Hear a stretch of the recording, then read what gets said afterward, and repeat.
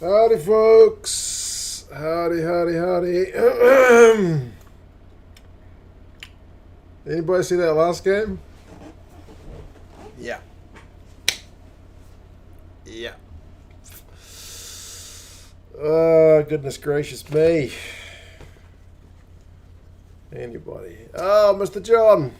Sorry, I saw your message on Facebook, man, but I've been running around like a headless chook getting the review of that last game done, and setting up the computer for this. But cheers, man. I will be drowning my sorrows, apparently. Goodness gracious. That being said, cheers, John, man, by the way. There is something special about witnessing that kind of history, isn't it? Like, that's the only time you'll ever see Ireland win in New Zealand for the first time. You know, you only get that first time the once. So, historic stuff. But cheers, John. I wouldn't blame you if you had a few quiet ones yourself, because your boys certainly they certainly put in a shift worthy of a wheat drink. Anybody. Anyway. Cheers, mate. How's it going? Yeah, they haven't kicked off for this game yet. The Aussies are kind of notoriously slow with their starts. Simon, how's it going, man? How's your arm? You missed having a chat with the last one. Yeah, true enough. That would have been interesting. April Tui. Glad Ireland won. New Zealand Rugby needs to radically change the coaching team. I mean, admittedly, after that kind of 10-minute period in the game one, I was like, maybe they're actually getting the All Blacks attack right. And then you looked at it today and was like, no. It still looks pretty kind of blunt. Waiting for like Will Jordan to just do something kind of crazy. So, yeah. Anyway. Going for wearing the shirt. I was thinking about changing it, John, because I did genuinely have time to like put on an Aussie shirt or an English shirt for this game, and I was like, nah. First Irish win in New Zealand ever. I'm leaving on the bloody Irish shirt. There you go. So there's a method to the madness. But yeah. David, man, how's it going? Let's see how bad the English wingers are today. Nolan Freeman, the worst wingers you've picked in your lifetime. Didn't Freeman have a pretty good run of it in the Prem? I do find it bizarre though. Like, I know it's only kind of like a 10-minute period at the end, but Arundel comes off the bench last week, has an immediate impact, and still sits on the bench. Don't know. Should Foster be gone? I mean, his record's not stellar, is it? So he should be getting more out of that squad that he's getting, eh? We will see. Have we heard from Gaza? Gaza sent me messages during the full time, but I have not had a chance to listen to them. I figure we saved them for half time. I'm sure he's gone to bed, but it should make for interesting listening, I'm sure. But anyway, theft, mate. Foster isn't going to be gone till post World Cup. But man, it's for the All Blacks to shake up recently. Yeah, they renewed his contract, so the New Zealand Rugby just went all in. They went all in on Fozzie, didn't they? So, yeah, they made their bed. I don't know if he did enough in his initial 2-year contract to deserve the extension, but they extended it, so... Arundel made impact. Surely the Aussies were puffed out and disinterested. I mean, maybe. But, I mean, it was like James O'Connor that missed one of the tackles on him, and he'd only come on like a minute before, so I've got to give Arundel a bit of credit. Got to give him a bit of credit. Retirement party for an old mate tonight's had to run off. So you're going to run off in 30 minutes. Oh, fair enough, Simon, mate. Retirement party. Last one I went to those was my old man's one when he retired from Repco. Frankie, man, how's it going? Xavier. If I was Andy, I'd blood a load of newbies and make copper hiding, but we've avoided the whitewash. I think I said before this tour that 2-1 was going to be the scoreline, so might still be the case. Never know. Still got one game to go. When Johnny Sexton mentioned about like next week trying to kind of clinch the series, Carl Tanana, who was interviewing him, was like incredulous that like, wait, you're not just satisfied with one? He didn't say it, but the look on his face was plain as day. Like, you think you're going to beat New Zealand twice? Anyway. David missed the Ireland game. Oh, man. I was on pretty early, depending on where you're at, though, I guess.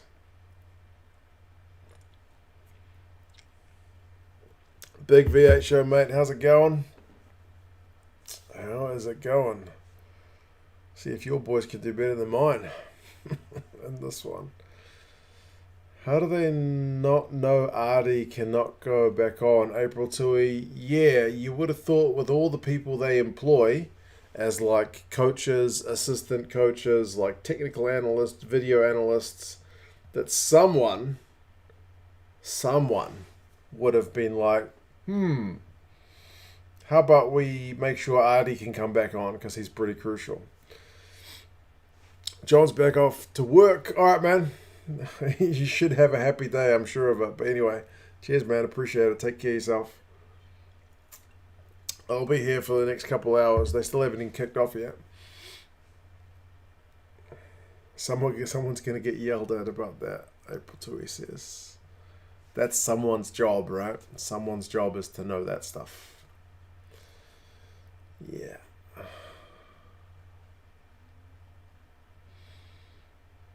I'm worried since I'm going to the third game and it's in Wellington. I've only been to one good AB's game at Westpac Stadium against Wales. Since then, the All Blacks at Wellington have been bad.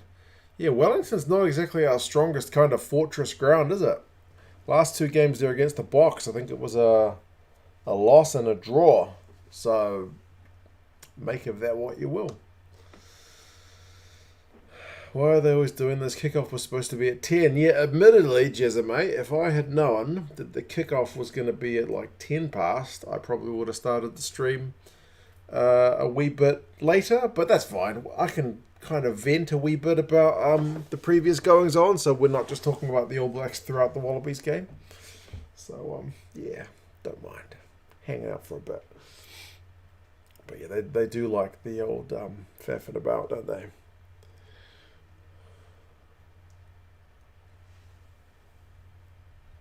Enjoying the banter, exactly. I don't mind that. My Irish family text saying Schmidt needs a job. Yeah, last week it was all about how kind of Schmidt was the key guy in masterminding this unlocking of the Irish. And this week, who knows what they'll be saying, but that makes sense. Wellington's arguably the least secure fortress, Shane. Indeed, our record there is not phenomenal.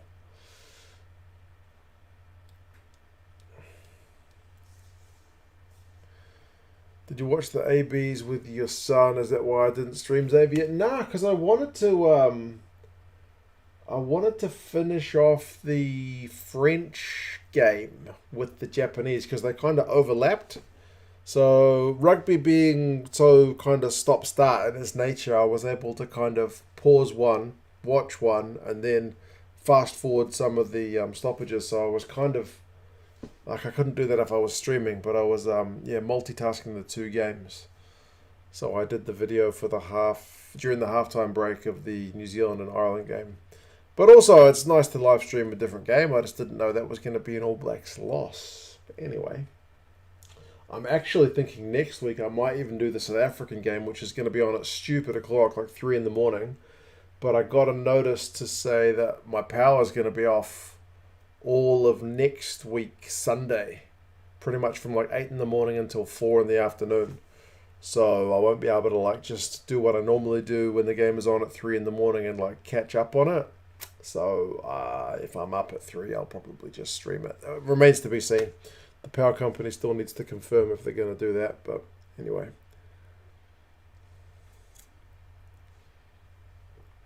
Why do games in Australia always start late, Adam? We are wondering the same thing. I deliberately checked up kickoff time for this game, and it said 9:55 New Zealand time, and here we are at almost 10 past 10. So false advertising, isn't it? Just here to see what the reaction is to the New Zealand loss. The reaction from me is maybe a beer or two more than normal, but anyway, we've still got the Aussies to watch, so we won't go too ridiculous. Since when does New Zealand have power outages? That was a South African special event start. Yeah, they notify you a couple of weeks in advance if they've got some work to do on the grid, apparently. So it's a bit annoying that it's on a Sunday.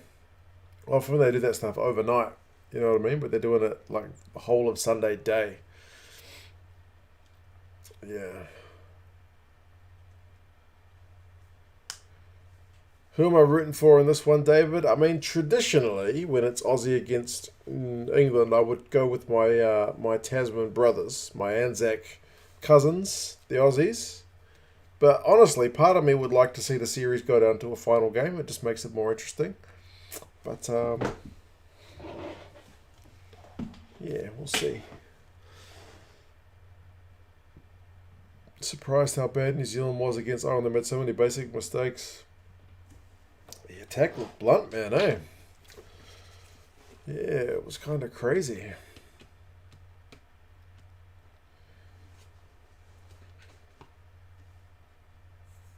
Not going to lie, New Zealand taking losses is making me feel good about France for 2023.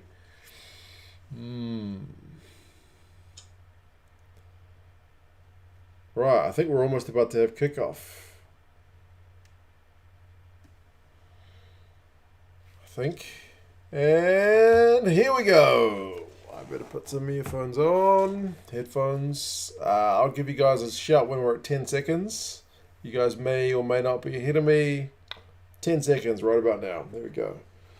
10 seconds. So if you are miles ahead of me, do me a favor and try not to spoil what's coming. Streaming is always slow.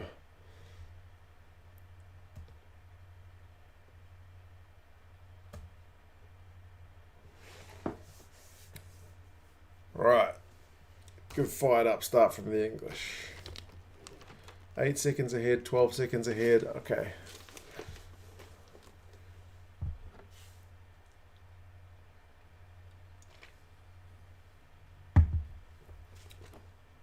Who knew Marika could kick like that?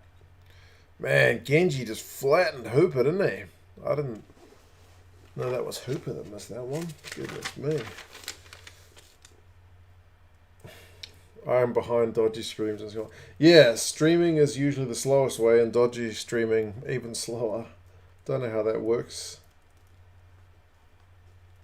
How much money do those guys make doing dodgy streams with all those pop-up ads and stuff? Is it much?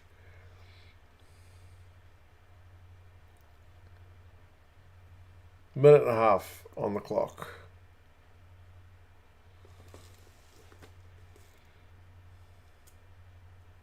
Marcus Smith. He's putting up the high ball for Stewart, but way too deep. Maybe an interesting take, though, that's their kind of first action.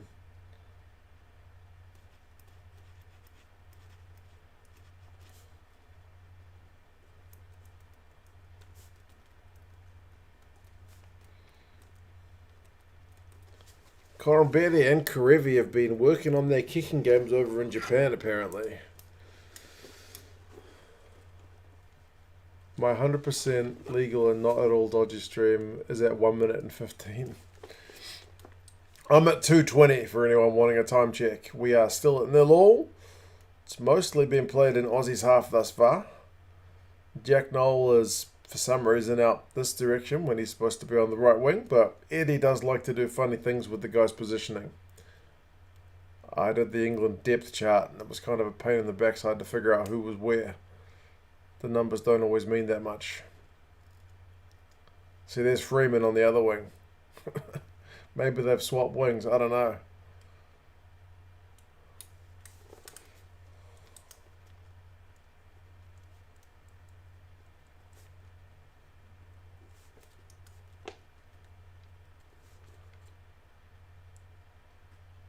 Oh, tip on pass. Noel's out. He's still out on that left wing.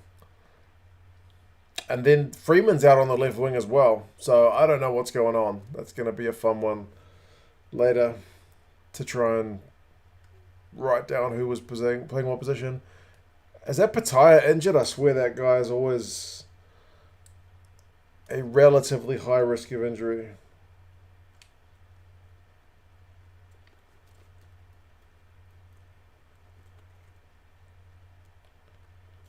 Oh, did he just smack himself into a hip? He looks pretty groggy. He's gone. I don't think he's coming back.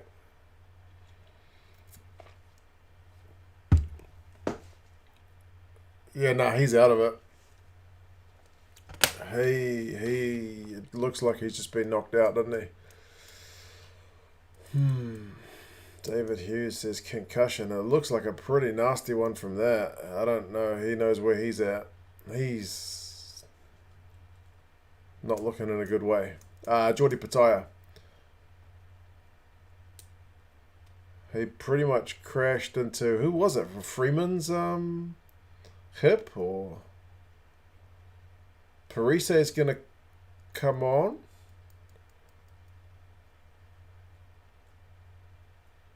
He has, oh yeah, maybe he's going to go on the wing.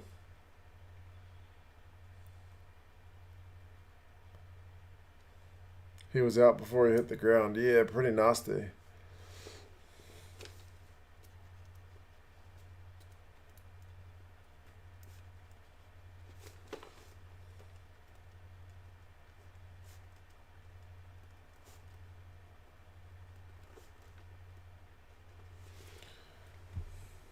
The medics are holding up. Yeah, they were. He was not at all steady on his feet. Who's the replacement, Chris? Izzy Parise came on.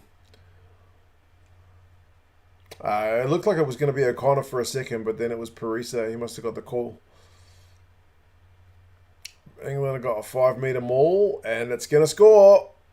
And it does. Boomfa, what a start, man. England are on fire. Billy V with the try.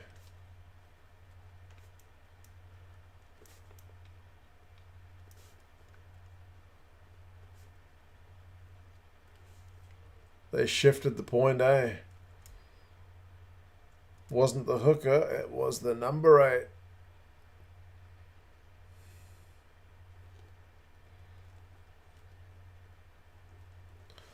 Man, crazy. What a set piece is right, David. That was pretty amazing. And I actually missed what the penalty was for. I was too busy looking at Pataya being knocked out.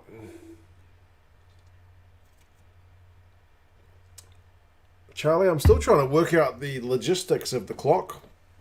I have previously put up a clock from some live scoring sites, but they tend to be ahead of where my stream is at, so they end up dropping spoilers, which is kind of a pain in the backside. Faz has kicked the penalty. It's penalty conversion, so it is 7-0 to England. What a start, folks.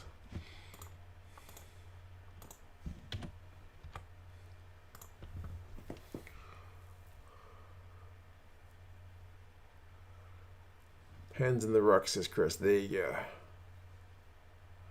Didn't see the Ireland versus New Zealand game. I'm assuming Porter's 2 tries were maul tries? No. No, neither of them were maul tries. It was just relentless phases, and he happened to be the biggest body closest to the line that carried over. Best attempt is to OBS stream your watch and just crop it to show the game clock only, but it means during replays you'll have to... Simon, my computer that's showing the game that I'm watching is actually a different computer. I've got 2 laptops going because my laptop that I use for most of my stuff, if I can drop a swear, block your ears, my laptop's a bit of a piece of shit, so it can do the basics, but it can't do OBS and stream at the same time. So I've got an even older laptop, which can literally only connect to the internet and show the game. So laptop there, and you guys on the slightly, well, the newer laptop. But it's still a bit of a potato.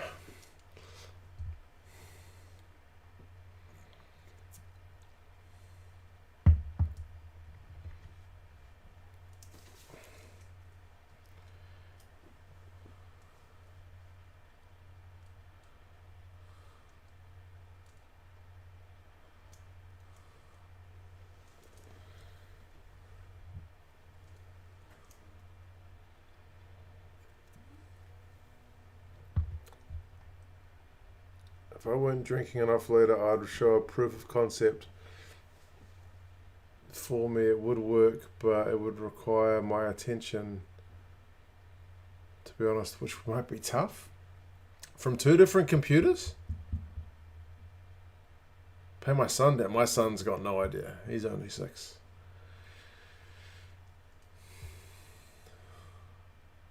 Thoughts on Squidge? Squidge has got a very high IQ rugby brain. There's only one thing I don't like about Squidge on his videos, and it's his pronunciation sucks. I tried watching his video about the All Blacks in Ireland from last week's game, and he kept calling Tupaia Tupaia. I was like, where the hell did you get paella from? You've been eating too much Spanish food. But nah, man, the guy's rugby brain, he should probably be employed by like a analytic company. Analytic, that's a word. Yeah, he could definitely be getting paid to break games down, that's for sure.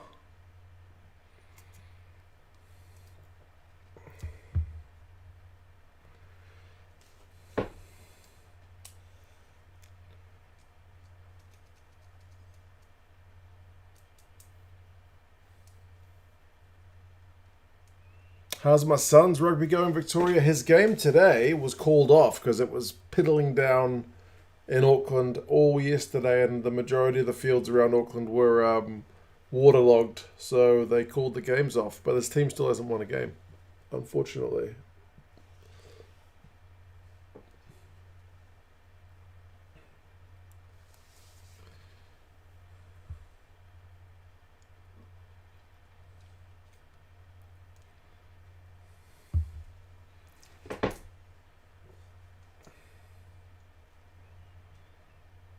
Is your son or wife or any other kids into rugby? My son plays, but he's only 6.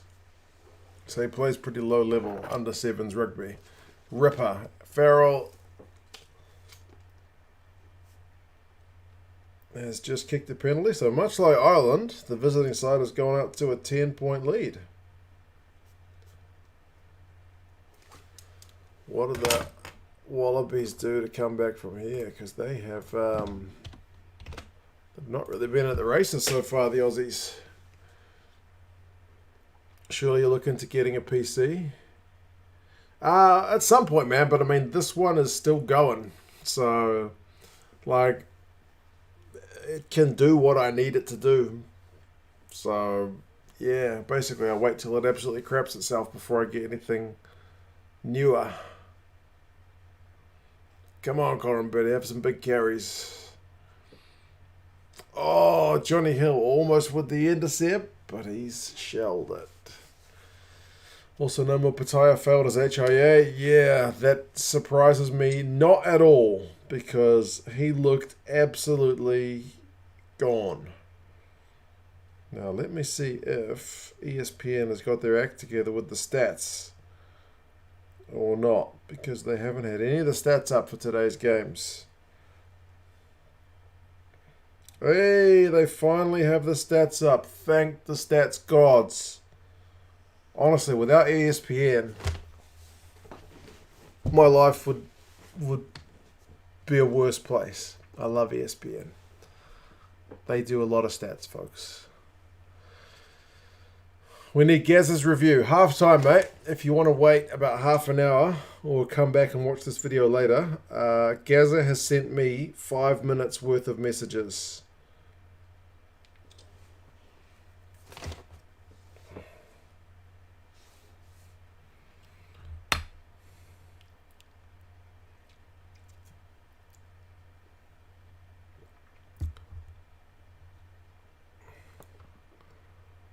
What is this about Māori pronunciation?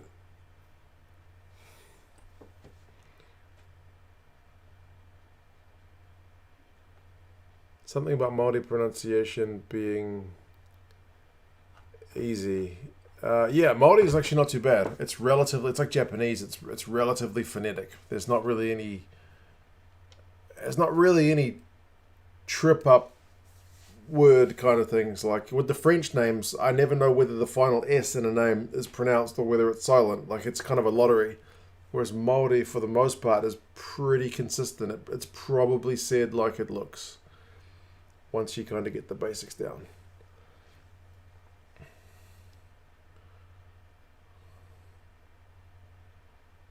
And yeah, I do try to get the pronunciation right as much as I can.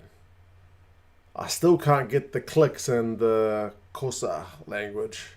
That one is still beyond me. I've watched some videos about it, but I still can't make my mouth do that yet.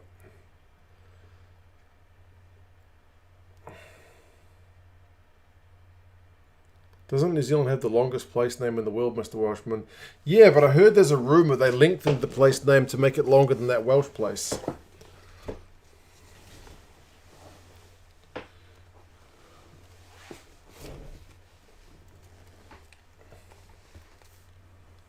Tupou just got penalised for some no arms, apparently. Aussie commentary team don't like it. It was Joy Neville that pinged him for that one. Really appreciate the effort. I do try. Pronunciation is generally kind of, for mine, a low effort, high return thing. It doesn't take too long to try and get as good as you can the right kind of pronunciation.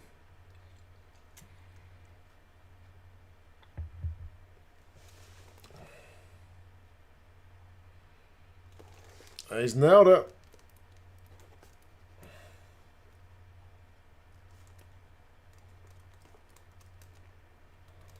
It is 13-0.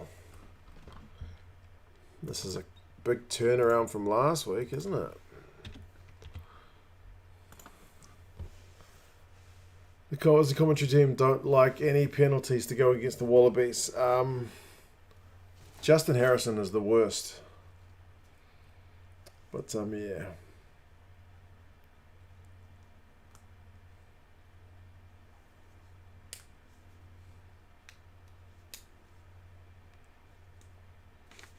And yet people still say Bakaranga. Yeah, I know. That kind of pronunciation is going. My parents still won't say Whakatane. They will say Wakatane.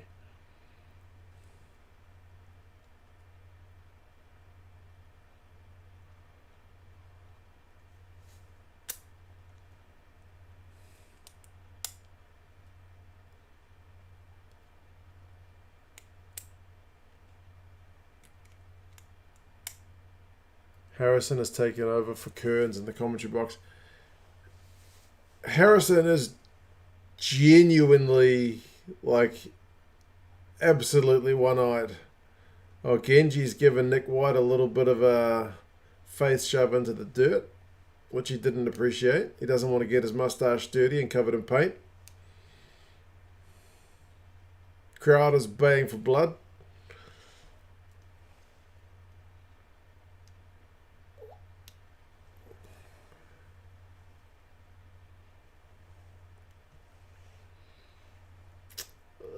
TMO's called it for review. Genji, very much intentional.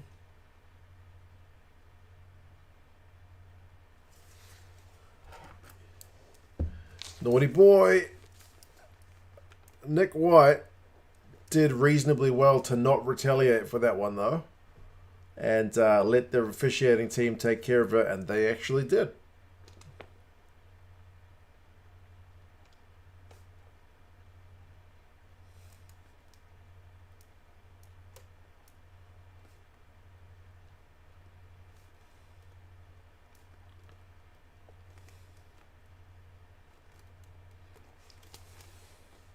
Yeah, silly penalty. Don't need that kind of stuff. Remember the video I did on commentators wasn't my least favorite. I need to redo that video, eh? That video I literally did, like, I think I just thought of it. Like, that'd be a fun topic to talk about. And I didn't prep any, like, audio clips. I'm a little bit hesitant about doing audio clips because sometimes YouTube picks that up and goes, ooh, copyright. But, I think I should be able to get away with that one under fair use if it's like a rankings video about commentators. But I didn't put a lot of effort into it. I just kind of did it off the top of my head. And it actually proved to be a really popular topic. So I kind of wish I'd done, done some clips and stuff to kind of highlight the people. But it was probably Kearns that I was moaning about if I was moaning about anyone.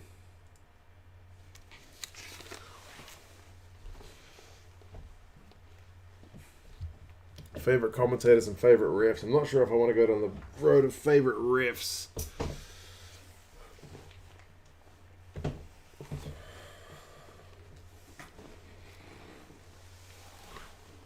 Embrace the fair use. Oh no, distracted, mate. YouTube inherently empowers like copyright holders to kind of be pricks, even if it's like not a legit copyright claim. They sometimes just claim it. So yeah, that kind of sucks. I would say Nigel was the most fair. See, even Nigel is a bit of a divisive figure. Like there's one kind of rugby analyst guy who I follow on Twitter who calls Nigel like the showman or something because he thinks he's trying to be like, larger than life and trying to be a showman rather than trying to give kind of fair analysis. He wants to make the game all about himself instead of, blah, blah, blah.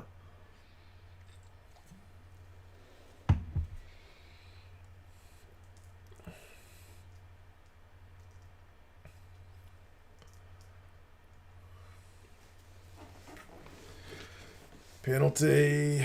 It's scrum time. Genge gets his revenge. Are the Aussies has been March 10?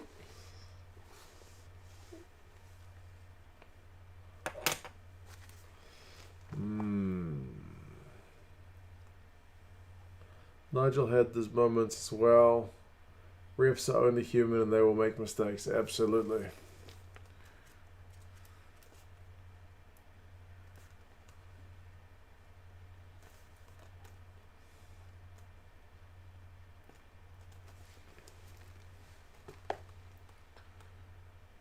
A crummy river just because Nigel has a bit of a personality. Yeah.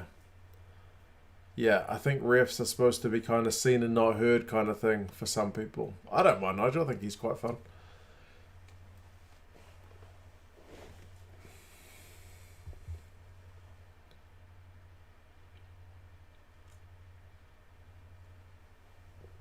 TV's indeed and TV3 don't have rights of the footage, but it's all over their highlights. Fair use to the rescue.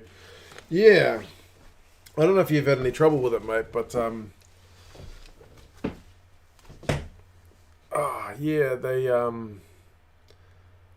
the way the YouTube claim system works is the rights holder is just able to essentially put a claim on your video and either have it demonetized or taken down by default. Like their first action can be to take your video down.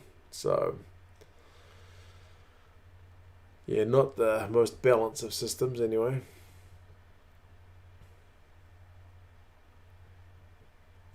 All right, Simon, man. Enjoy the party, bro.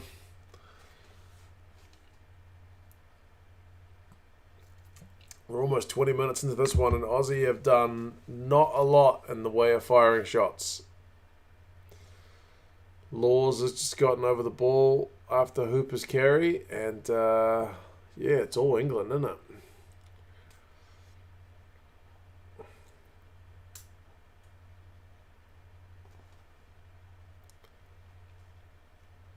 Not going to lie, I'm not looking forward to the blabber most of the Safa commentators put forth during the South Africa versus Wales. It was nastily cringe last week. Like Owen and Kamani, like I love that guy's enthusiasm, but that guy is clearly like, I'm a commentator, This is my job. And like, I'm good enough as it is. I don't give a fuck about how guys' names are said. Like, the first time Reese Zammit touched the ball, he's calling him Reese Zimmit. And I'm like, come on, man. Like, the I is at the end of his name. It's probably not Zimmit. Like, I don't think Zammit. I mean, I would imagine in South Africa, that's not a particularly common surname. It's certainly not a particularly common surname here either. But I wouldn't say it's the most complicated of surnames to say. But yeah, that guy's a bit of a butcher.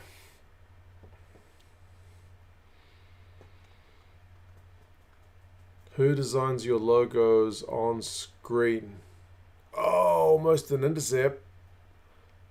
You mean the logos at the bottom right of like the videos, the little coin? Because that was our man Big V8 show. Squidge is using Sanzar stuff now, and he's being promoted by World Rugby, so there's a precedent. Yeah, Sanzar is notoriously protective of their footage, aren't they? He's tended not to do any rugby championship stuff because of that fact, but I notice he always uses Stan footage, and Stan doesn't seem to block. But his most recent video about the All Blacks in Ireland did get blocked in New Zealand by Sky, but I'm not sure if it was rescinded or if it was upheld.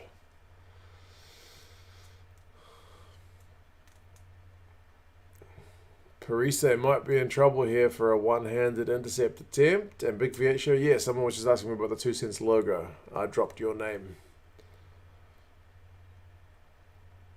Oh, not the coin. Okay, I stole the Etoro logo from the design of the series. I figured they wouldn't be mind me also showing their sponsors because happy times.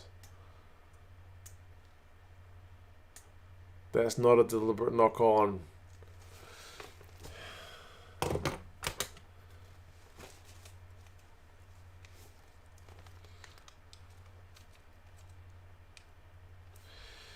I watched Whistle Watch the other day, and the showman, as people called him, Nigel Owens, said a deliberate knock-on doesn't actually have to be a deliberate knock-on. Basically, putting your hand in the way of a pass is going to be a penalty. Because he was referring to the bigger incident from last week. He agreed that it would have been a penalty. Even if he didn't bat the ball down, just getting your hand in the way is enough. It's about to be 16-0 because Faz is about to bang a penalty over. Aussie fan, yellow card is consistent with previous rulings? Yeah, I think so. You just disagree with the rule, that's also fair.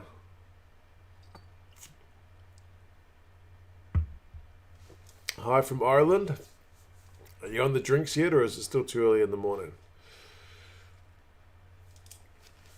It is 16-0. Goodness me, folks. It's a 3-score game, and we're only 22 minutes in. My Super Brew picks are looking atrocious.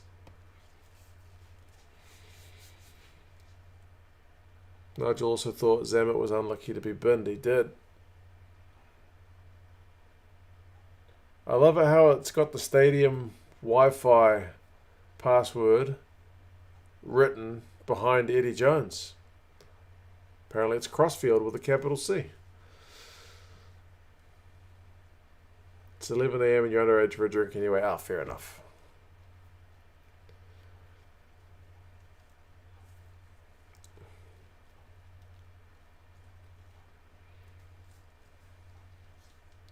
Hate it when commentators talk about rambles about how one team can improve from a shocker performance and not about both teams. Yeah, exactly. It's 2 teams. Like sometimes one team's blunt attack is actually another team's very good defense, right? Did I just ask an Irishman about whether it was too early for drinks? He took me for a smart man. Yeah, that's true. I do say some dumb stuff, don't I?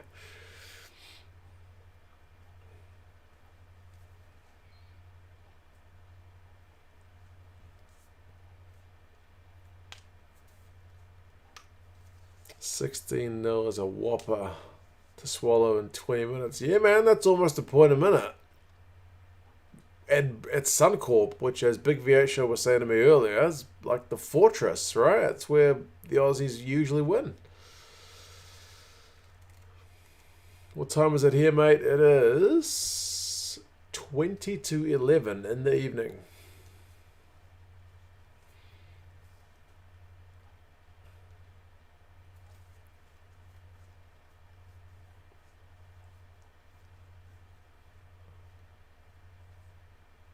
Come on, Aussies, do something. Leota did well to take that above his right shoulder.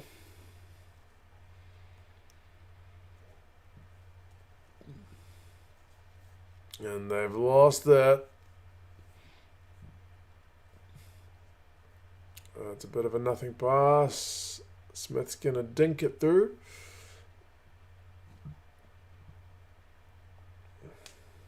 It's a bit scrappy. Last time they played, they lost it. Wait, last time they lost at Suncorp was the last time they played England there. Is that right? I did not know that. That's a cool stat.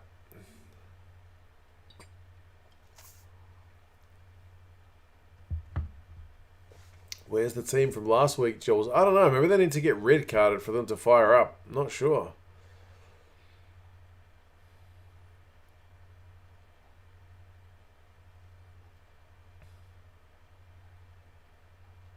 Good take from Noel.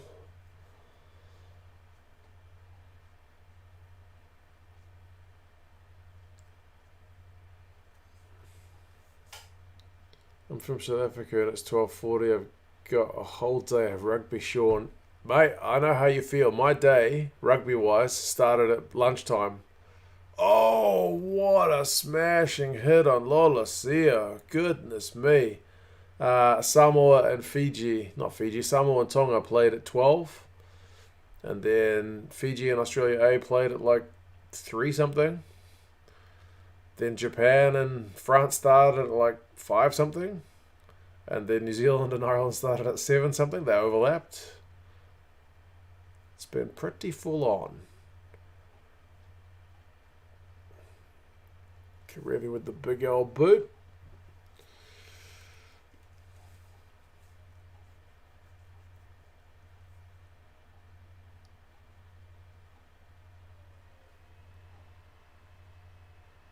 What a hit from Noel. Perfect timing. Absolutely smashed him. They did well to get out of their own goal area, to be fair. And then Karevi, he's actually proving to have a pretty decent boot on him, eh?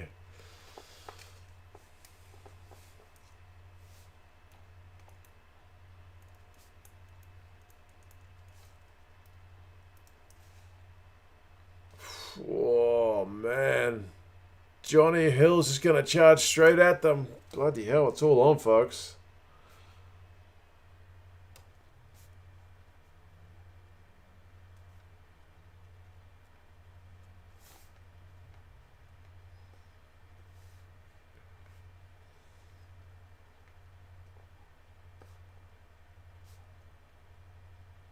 I would hate to look at the territory stats for Australia right now. What was the score in the Japan game, Jules? It was 20 points to 15 in favour of the French. It was a bit of an ugly game, actually. But the 2 Japanese tries were absolutely world class, and then the replacement halfback for France was really good when he came on.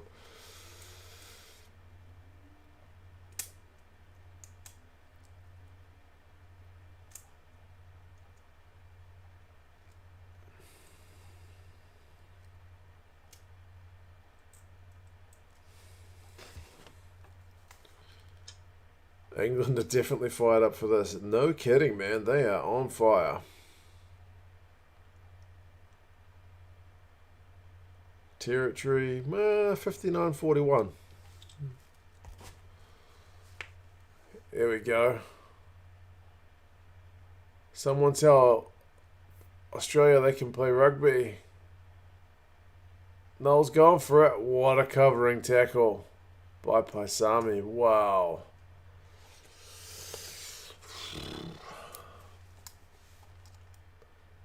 Man, did Marcus Smith just kick that into Bell's face?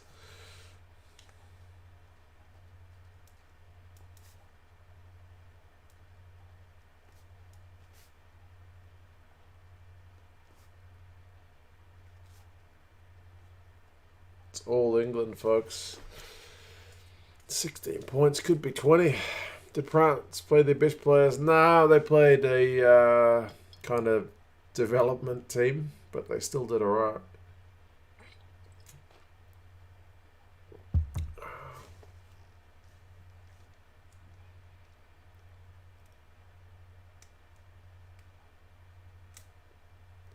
As always, partisan commentary from the grandstand commentators. Indeed. Japan had some beautiful tries. Both of their tries were absolutely like if you just watch the highlights of that game and they showed those two tries, you would be like, man, that game must have been magic. But there was a lot of less than stellar parts to it, but the tries were very good.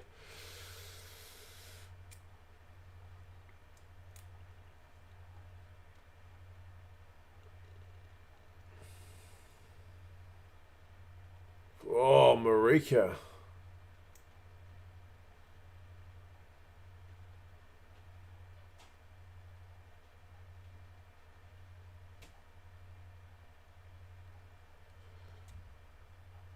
Well, Japan play relentless. They play a lot of passing. They really like to chuck the ball around. It was a little bit to their detriment in today's game. They dropped a fair bit of pill, but yeah, they never go down wondering, eh?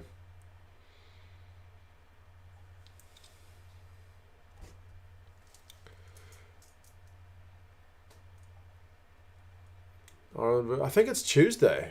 I could be wrong, but I think the next game against the Māori All Blacks is Tuesday.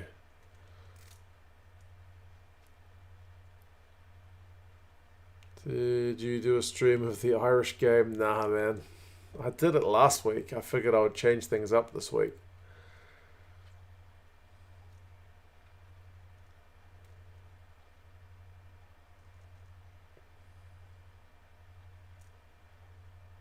South Korea almost beat Hong Kong. They're on the rise, but no Rugby World Cup for them. I didn't know that, Paul. I hadn't seen the result, but that's cool. I might have to go back and watch that game sometime during the week if I get time. I heard it's on YouTube. Hong Kong were definitely the favourites for that one. They get to play Tonga. That's not going to be pretty.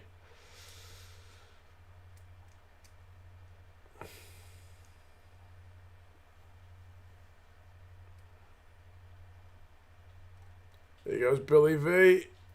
Nah.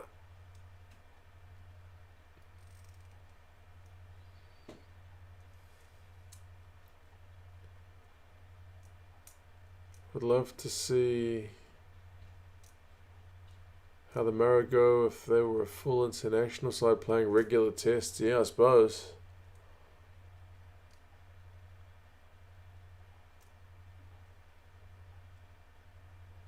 Bet the All Blacks come back and win next week and whack Ireland.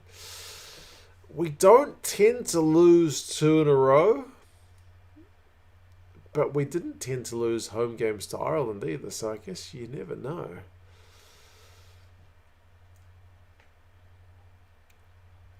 Would not surprise me if the All Blacks do Kapua Punga next week. Nav Mum, that's actually a pretty good call.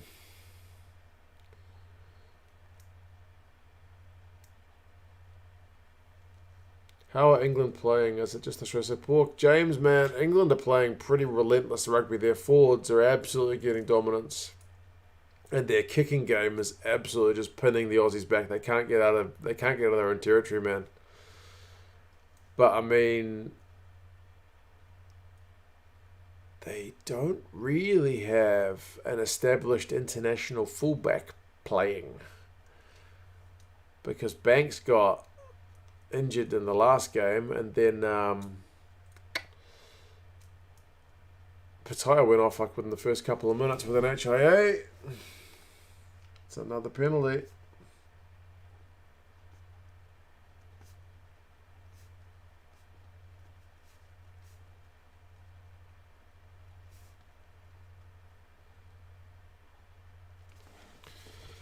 $19 points. There does seem to be a bit of a hex on that Aussie 15 jersey, doesn't it?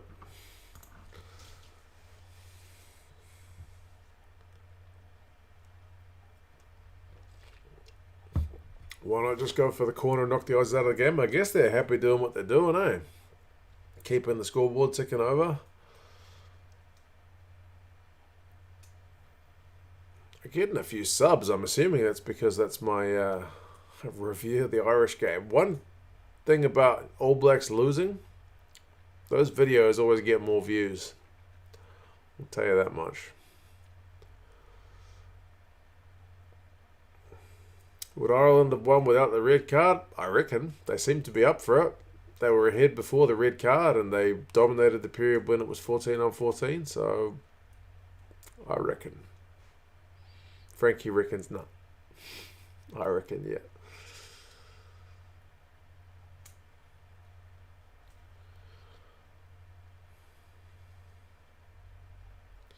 A, Bs in South Africa are probably the sides with the most squad depth. Yeah, I do think New Zealand's depth goes pretty well. I do think we're not getting the most out of that depth at the moment.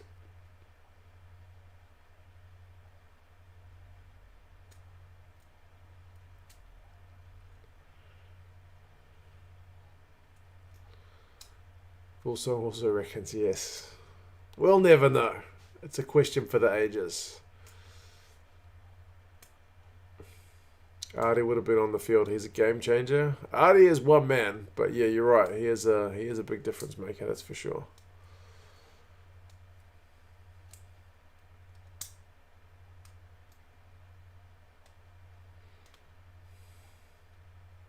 How did the New Zealand management mess up the whole crap with Artie? That's a very good question. How they didn't kind of know that was a thing is a little bit disappointing because those guys should know the ins and outs of all that stuff, right?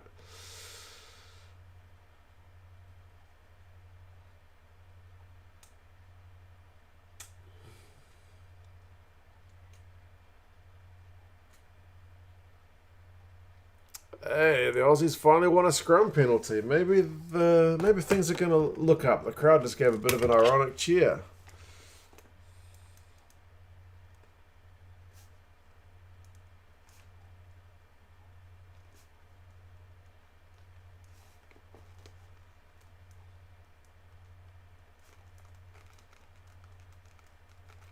It's finally a chance in England's half, like for the first time. Fozzie needs to take some responsibility. That was a bad call. Yeah, I mean, I guess it's a pretty obscure one. We do see some kind of pretty haywire stuff happen when there's like someone on a yellow carded, someone else is red carded, it's a prop involved, blah, blah, blah, uncontested. But yeah, they should still know that.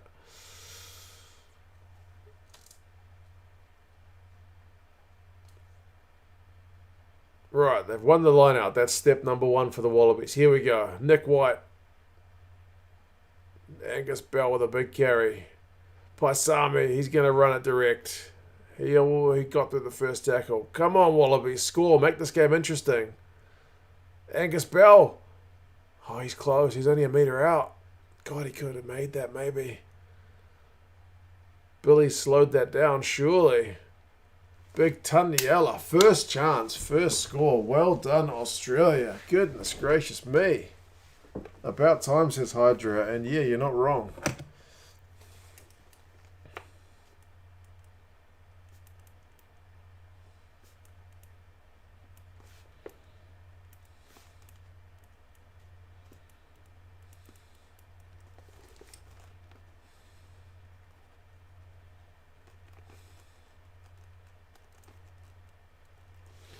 Hard to stop Tupou from that kind of distance, isn't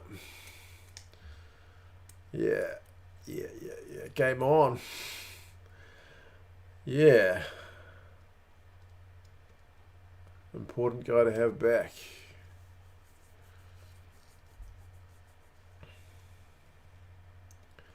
Now do that again, please, before halftime, April 2. Yeah.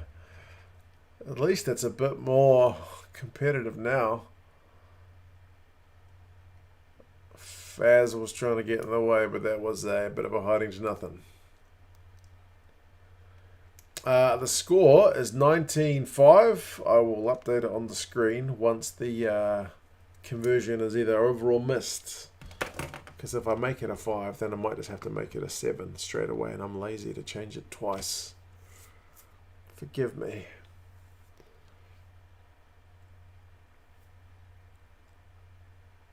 Not bad from Australia, though. Right? That's their first visit to the 22, and they've come away with 7 points, so pretty efficient.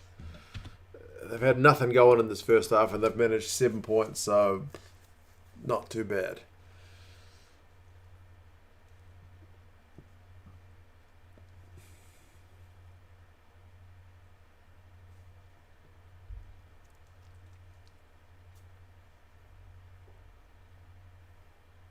Chat is over the score on YouTube. Really?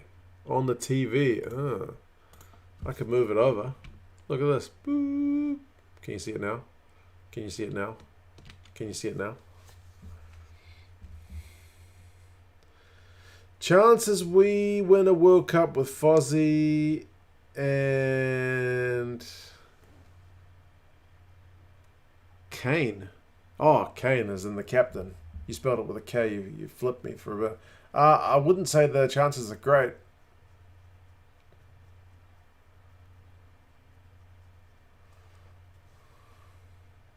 I wouldn't say we're a favourite. I mean, New Zealand's always going to be a contender for top 4. But usually we go into a World Cup, usually genuinely, not being like a prick, like say, oh, la-di-da.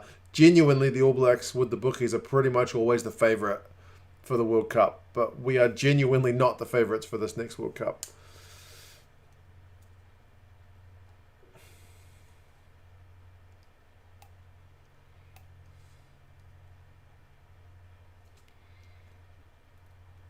Yeah, Toje's taken a wee knock, so him and Paisami had a bit of a clash.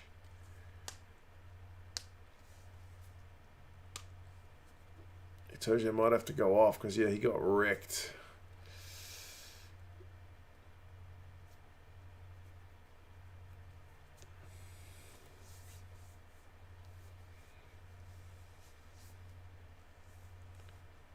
Red card for Toje, headbutt in the shoulder. He's low, so he should be alright, but he's essentially just knocked himself out, hasn't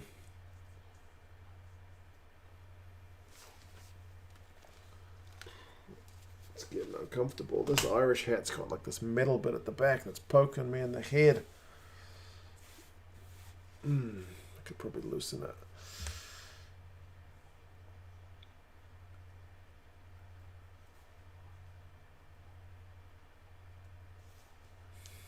New Zealand will likely either play Ireland or South Africa in the quarterfinal.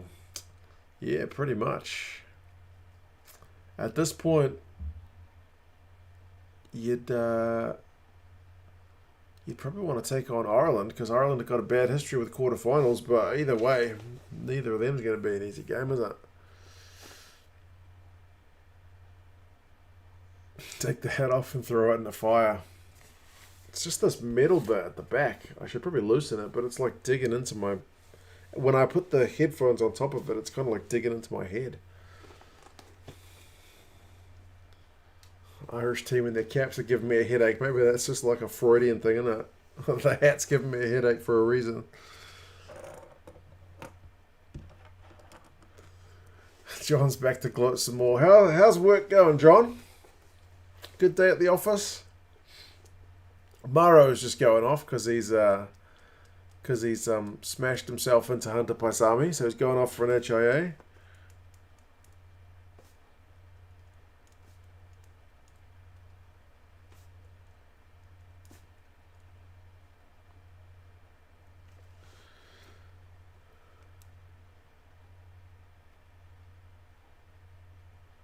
Two cents looks broken. That game hurt him. I'm not used to seeing the All Blacks lose at home. Not like that as well. Like, anyway. It is what it is, man. It's good for the game. Not good for my team, but it's good for the game. You can't not admire that Irish performance, right? Work's finished. Managed to just watch the game this time. They obviously needed you.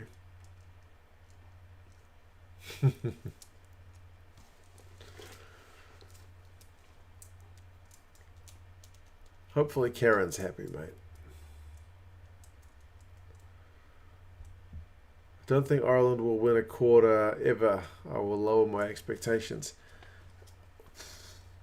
That's a mental thing at this point, eh? I always refer them kind of back to New Zealand. Like New Zealand, after 87, we couldn't win a World Cup final. Like New Zealand would go into many World Cups. Oh, England have just missed touch before half time, so that's a bit of a let off. Like New Zealand would go into World Cups as the hot favourites. They had a wicked team. They like won the Tri Nations or something, not lost hardly any games, and then come World Cup like meh, shit the bed. Ireland's kind of got the same deal at quarterfinals, right? So once they get over that hump, it's going to be all good. Karen couldn't give a toss. Oh, I'm sure in her heart she's happy for you. England let the Aussies back into that a bit, eh? They had a pretty dominant, I don't know how many minutes, 30, and then maybe 35 even, and then they let a try in and then miss a bit of touch. Oh yes, I got my dad's messages. We'll play them in just a second. Before half time. It is half time. Right. I'm going to run off and get myself a beer and perhaps use the conveniences, but I'll put Gazza on to entertain. Now, he doesn't know when he sent this message that I would be playing it to you, so hopefully he doesn't say anything that's going to get me in trouble, but you never know. Anyway, here we go. 5 minutes of my dad talking about the Irish and New Zealand result. G'day, McMurray. Well, we lost at the, what do they call it, Dawn? Forsyth Bar. That's the stadium name. Yeah, well, they deserved to win, and it was a farcical first half, and they got the points on the second, so they deserved to win. Piper. I want to hear the ref rating. I'm going to be the Gazza to your live stream. I'm not even going to give him a score. Ooh. I hope he never referees any more bloody All Black games again. Is he blaming the ref? Because even though he got probably most decisions right, he was like a bloody cat with a tennis ball up a dog's ass. So I'm not even going to give him a score. And that's unique for me because I've never ever done that before in my life. So that is bloody that. Yeah. Bloody Piper. Go back to South Africa. Yeah. Well, you know, the All Blacks, they'll win next week. Ireland won't win. We'll beat them next week, I'm sure. We'll have a bounce back, and I reckon we might give them a bit of a bloody toweling next week, to be honest, because the All Blacks will be hurting so much. And there's nothing like a wounded All Black boy. And they'll bounce back like the Black Panther, Waka Nathan, who was an All Black for Auckland and the All Blacks in the 60s. Yeah! So if anybody doesn't know who Waka Nathan is, All Black and Auckland flanker, Google him. Passed away recently. He was great. Anyway, enough of that. Ireland deserve to win. The All Blacks, well, I think in a lot of ways they beat themselves with those cards in the first half. Do I think they'll win next week? No, I think the All Blacks will win next week. I think we'll beat them 13 plus. Confident. Ooh. Well, you know, Carl Dickinson wasn't that great last week, but Piper, well, he takes the cake, eh? We got Wayne Barnes next week, so that'll be interesting. He did the Fiji Australian A game today, and he was not bad. But the All Blacks need to review their tactics, and 14-man teams can win because the Wallabies did it against England last week, but we just never looked like it. We got one good final try by Will Jordan, and we had the dropsies and made mistakes, and they'll have to train out this week, have a review of the game. Hopefully get Sam Whitelock back and see where we go. So, yeah. was a very unusual fast score game in that first half. I've never seen anything like it in my bloody 72 years on this earth. Anyway, say hello to your subscribers for me. Stay loyal to Mark. He's doing a great job. Keep loyal and faithful to him. Spread the rugby gospel around, and hope you never see another game like this again. Yeah. Ireland deserve to win. Tactically, they outplayed us. Strategically, they outplayed us, and they've got their wish of a victory on New Zealand soil, which many people predicted. True. Now, we'll definitely win next week, and I wouldn't be surprised Definitely, he if says. the Maoris beat the Irish B team on Tuesday, which I hope they bloody do. But anyway, they said they came for a win, they've got it. So I think they've really achieved their goals, and pretty much they'll be pretty happy with their performance. Andy Farrell's a good coach. Foster, well, I wouldn't really blame Foster for the loss of this game. I think it was just He'll be the only one. one of those games. But we'll win next week. We'll get better. Then we're off to South Africa. Heaven help us. Heaven help Now, us. that is going to be one hard tour. So, how we get on over there? Well, we might have to do a bit of praying, because I think over there, if we win one test out of two, it'll be pretty good. I'll be pretty happy with it. Because South Africa's probably the hardest place on bloody earth, mate, the bloody tour. We've seen it many times in the past, and history tells us that that's the case. So that's about that. All the comments are going to be coming about this All Black team changes for next week. We'll review that later. Okay, Gazamania, Roger Mania, and out. Love you guys heaps. Bye. Okay.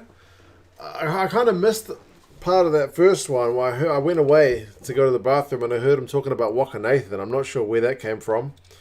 But, yeah, there you go. A little bit about the ref, but not too hard on the old Fozzie. Blaming. Interesting. So, yeah. Anyway, people have been asking for trivia. We do have trivia. Both of these questions are pretty general knowledge questions. I would have got this one, but not this one. So, as always with the trivia, if you want to enter your answer into the chat, see if you can beat the first one.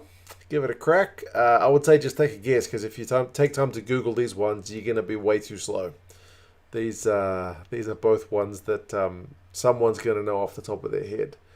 So, yeah, here we go. First one, geography question. What is the capital of Thailand?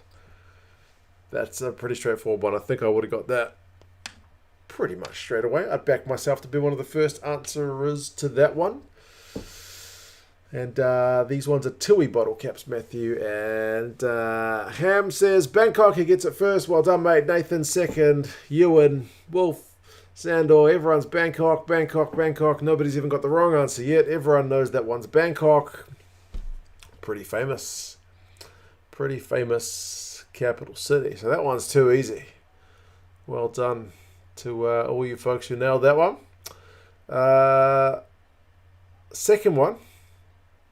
I wouldn't have got this one, but you can take a stab because the answer is a number. You could probably guess a number now before I've even asked the question. But how old was Mozart when he died? How old was Mozart when he died? Clue, younger than I am now.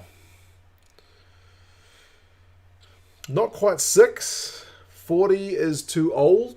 28's too young. Holy smokes, it's moving. I don't think anyone's quite got it yet. Someone's saying 34, which according to my bottle cap is close, but not right. It's a couple of 34s. There's a 36. Sean got it with 35. According to the Tui bottle cap, it was 35 years old. That's pretty young. But I guess that's one of those... how did Mozart die anyway? I don't even know. A lot of the people who are like super geniuses have troubled lives, right? Did you say 35? The chat was moving so quick. Who was the first 35? There's no prize. 29. Oh, you did too. Oh, well done. 35. Good job. That is young, indeed. Live fast, die young. That's the one. Pneumonia. Oh, true. Pneumonia's a pretty brutal one. Pneumonia ends up killing a lot of people, even if you've kind of got other things going on. Not that this is a show about kind of medical illnesses. Let's have a quick look at the stats before they come out. Run meters is 98 to 176 in favour of England. That's pretty brutal. England have had 56% possession and 58% territory. So England are pretty dominant, but their tackling leaves a bit to be desired. Penalty count is 9-3. So the Wallabies are copping a few too many penalties, but they are defending all right. The English are only tackling at 75%, but they've not had to make as many. So there we go. There we go. Do I have any rugby trivia questions? Not on the Tui bottle caps. No. Do I have any rugby trivia questions off the top of my head? Probably not. I'm a pretty slow thinker.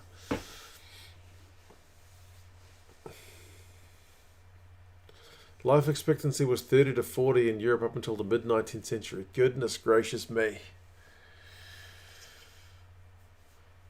I would be already pretty old, coming near the end of my days in those days then.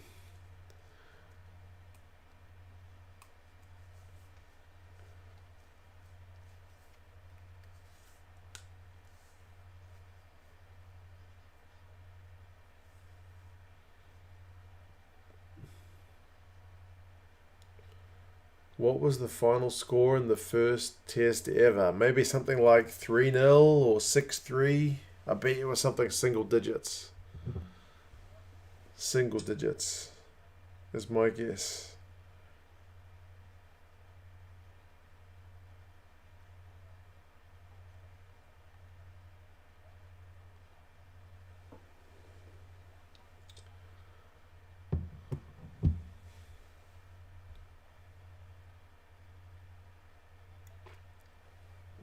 Was Angus's red card worthy of a red card? Face smashes to the face tend to get red.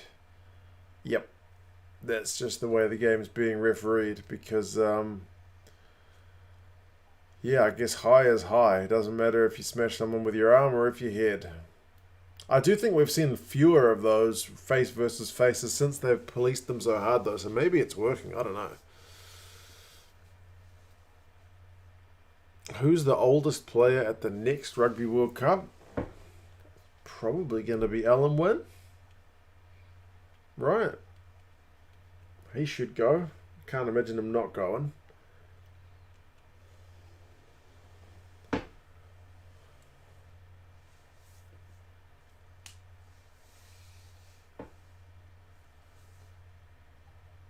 Can't tackle standing up and expect to stay on the field. Yeah, pretty much. You need a bend. Yeah, generally, if you're in a position which is not upright, you're not going to get pinged for foul play. So, Genge had White pinned down with the elbow to the neck. Yellow. I was kind of happy with the penalty for that one. That kind of stuff happens all the time. It's not like he elbowed him. He just kind of gave him a shove with his forearm. So I'm happy with a penalty.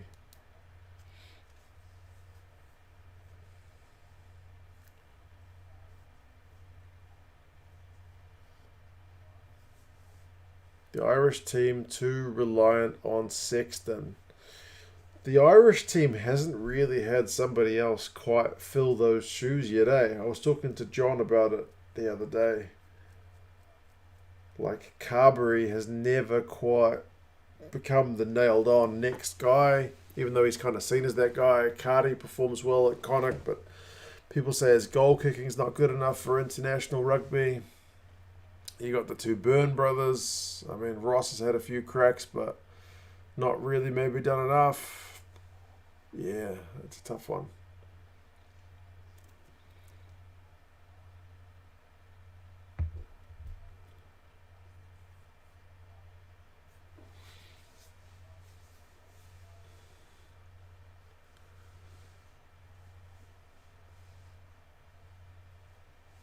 I don't condone pinning a player to the ground, but it couldn't happen to a nicer bloke. Anytime it's happening to a halfback, you can't be too worried about it. They've probably been mouthing off just before the camera cut to them. The issue is no one gets long enough in the jersey to impose themselves. Yeah, that's probably true. Yeah. I was talking to John about it, and it's kind of like you got to ask yourself how much sway does kind of Sexton have over the coaches, eh? Like how much is he willing to let other people have a crack? Because he's the guy who made he put O'Gara down to the bench, so he's done it to somebody else. He doesn't want it being done to him, right? So anyway. Right, second half is not far away, folks.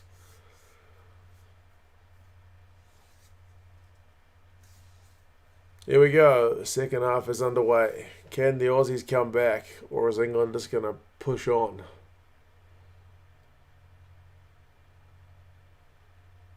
Same with how the ABs relied on Carter in the 2005 to 11 era. Yeah, anytime somebody else stepped up, it just felt like they were just kind of keeping the jersey warm until Carter came back. And when Carter was in the jersey, you felt kind of relieved, right?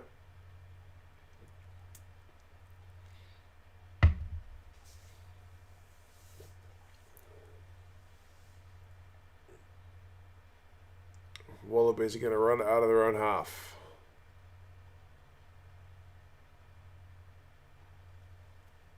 Again, they pass it to Karevi for the kick. They got some good pay out of that last week, so maybe they'll be doing it this week too. Oh no, Parise's injured. He went down like he was shot. What happened? No. No, don't be injured. No. What's he done?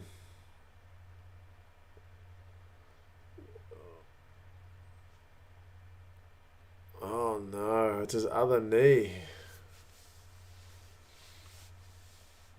Oh, he's even sucking on those pain whistles, so that's bad. Oh, Jesus. Oh, no, it's his mouth guard. Okay, I thought they'd given him one of those little, like, morphine or whatever it is, like, whistles. It's just his mouth guard. Not a happy chappy. Yeah.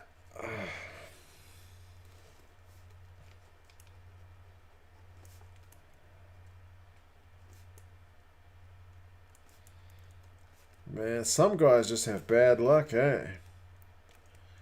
Like, that seemed kind of innocuous. He was just landing. It's not like even like he... Jono, it's Izzy Parisa, the replacement back.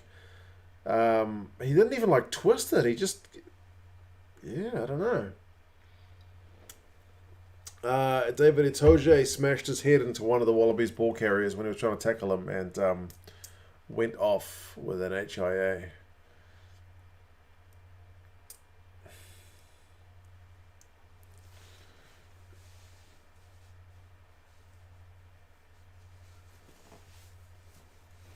Looked like it popped out. Yeah, pretty brutal, eh?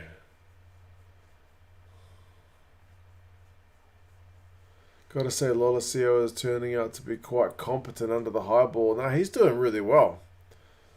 Like, remember when he played New Zealand in a couple of tests last year? He looked a bit all at sea at times, but nah, he's keeping up with this really well.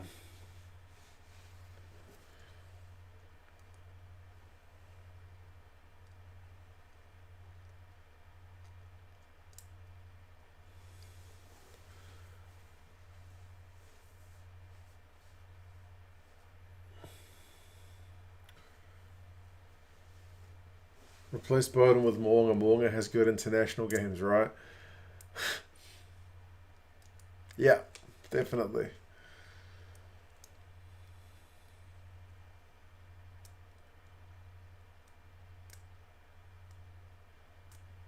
The guy who was playing 15 originally got injured.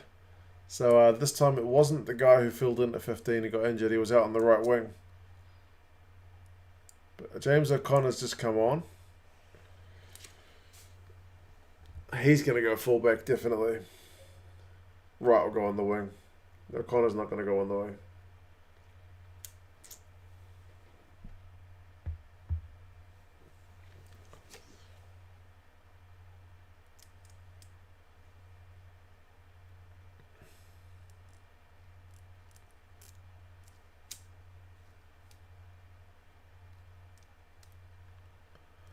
I can say exactly why Corbett is targeted every line out. It's because how predictable he is. He catches, runs for meters, and regularly concedes a turnover. He can get over the advantage line pretty well. But, yeah. Fullback injury is the last thing Australia needs. Well, they've got Reece Hodge waiting in the wings if they want to. They called him back from Australia A. He might have to play next week at this rate. Bieber is back, boys and girls. Believe it or not, when I was at the Rugby World Cup match in 2011, when Ireland played Australia, when O'Connor was lining up shots at goal, the crowd would chant Bieber at him because Bieber was at the height of his teenage fame, I guess. And Jock had a bit of a Bieber haircut. It was pretty funny. Whatever the reason, they need to decide an alternate 10 or stick to him. I wouldn't mind giving Frawley the 23 jersey next test to give him some exposure.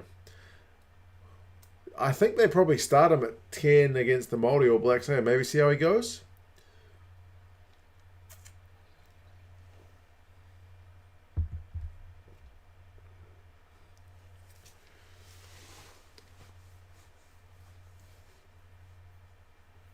Maybe Jock Campbell. Yeah, it's another option.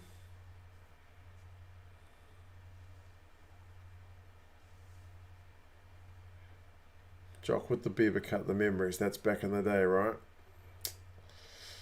Yep. Back in the day. That's more than 10 years ago.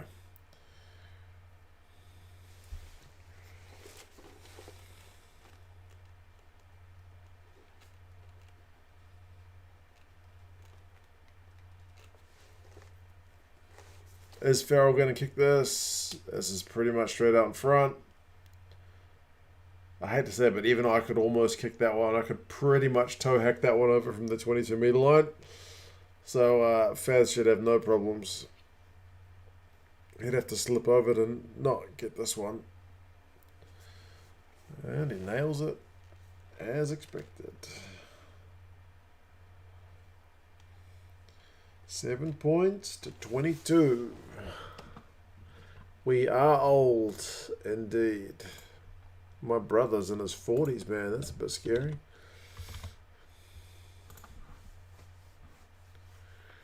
You want to see that? If you go back and look at a video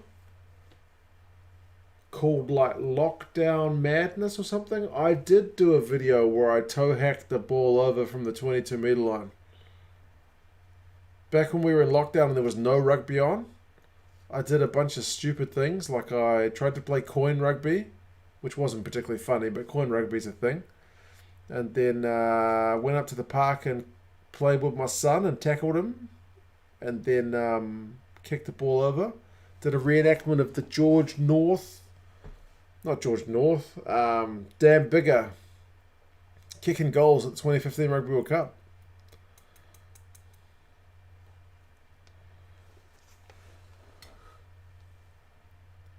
So yeah, I did film myself. Long time ago. Oh, and I reenacted the Dan Carter banana kick. That I thought was genuinely quite funny.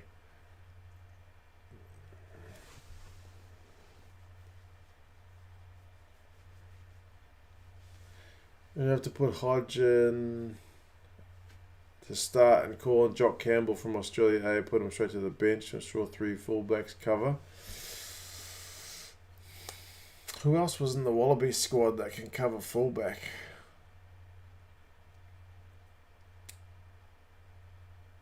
Yeah, you guys are looking pretty short.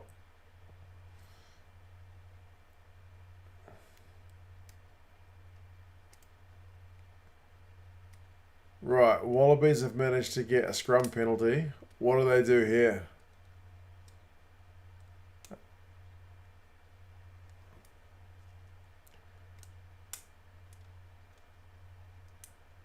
Was that before July 2020?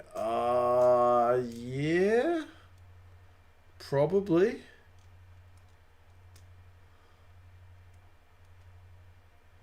It would have been around about that time. It was when we were in lockdown, like a hard lockdown here in NZ. And there was just no rugby on, so I kind of went a bit mad. Right, here we go. Aussie Maul. It's trucking along. The backs are getting there. Parecki gets tackled. Is he going to be turned over? No. Karevi managed to get the ball out there. Rob Valtini's going sideways. Tupou's always going to get over the advantage line.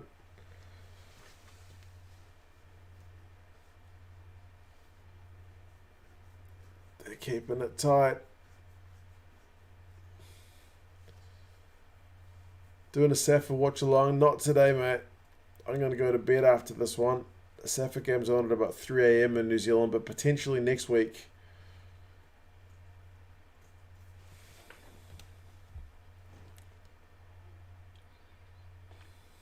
Seven phases.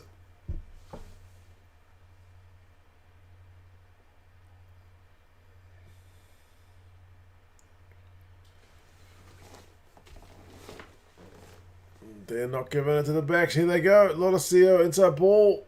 Paisame still brought down. Oh, they got advantage now, though. Tupou bumps off Smith. Oh, he's close. Poor Marcus Smith. He didn't sign up to be tackling big tight head props like that. There we go.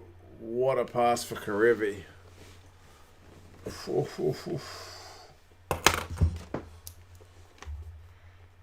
This game's still, I mean, it's still a couple scores, but yeah, they needed to score there.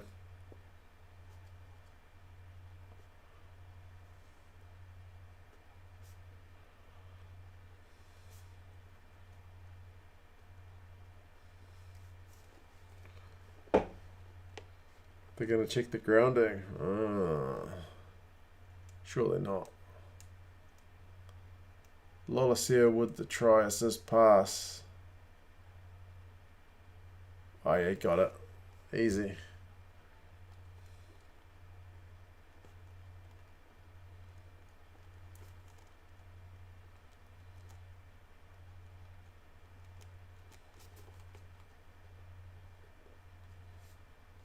Good pass from Lolosio, really.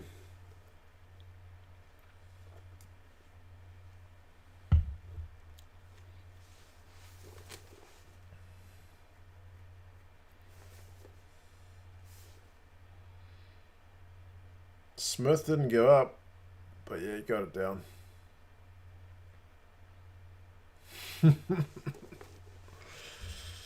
Right.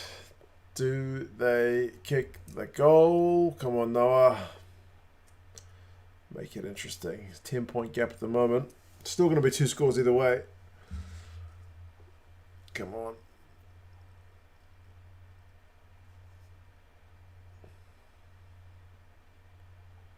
He's nailed it, man. He's doing well, isn't he? He's doing really well, the young man.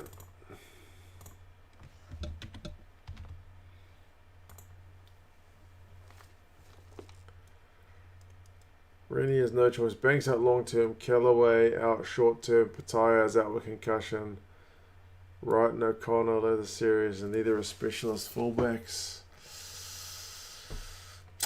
Yeah, we might require old Reece Hodge.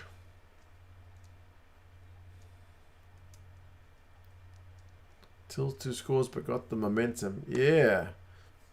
First half was all England, but they were kind of content to go for the threes, and Aussie scored like with their one chance, so we'll see. Laws has just knocked it on. Wallabies with a bit of a chance to counter-attack.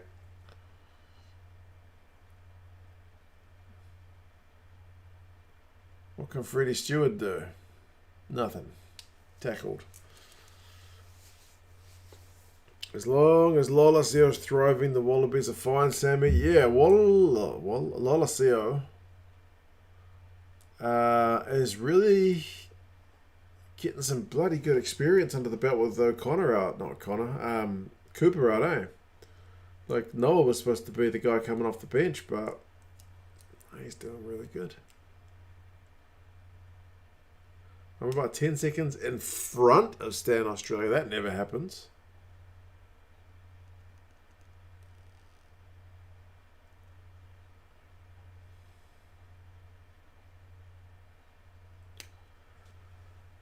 Shaping up to be France versus... to be like France versus Ireland from the Six Nations.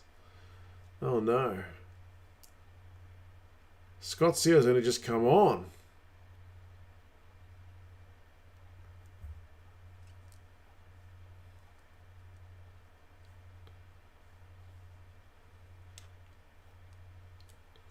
Another injury, man. The Wallabies have got some walking wounded, don't they?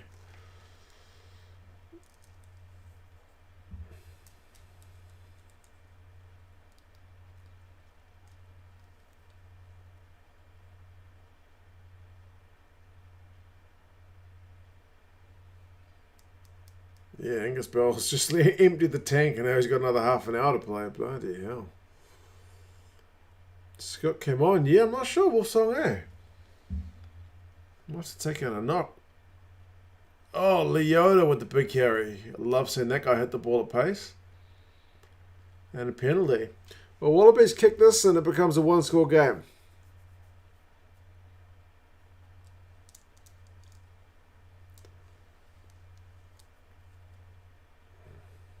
Wallabies need to wrap up the series today because of all these injuries. Says Richard. Yeah, you might be right. Oh, no. Going for a touch. Maybe a bit too far out. Oh, no. Now Leota's down. For God's sake. What's going on?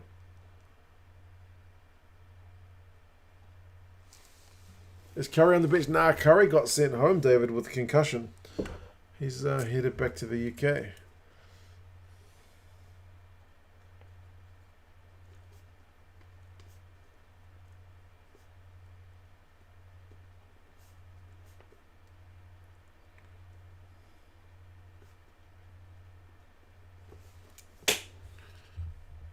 Big carry taken by Chisholm.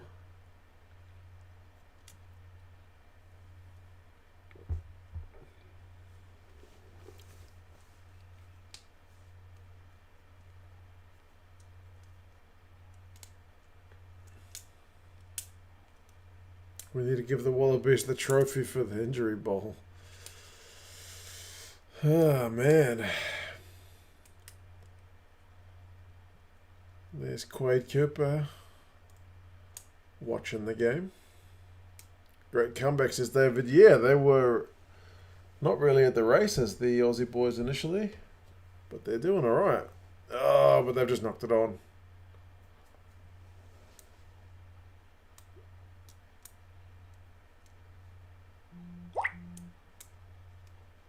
What's going on, TMO? Deliberate knock on? Michael Hooper's got a right smile on his face.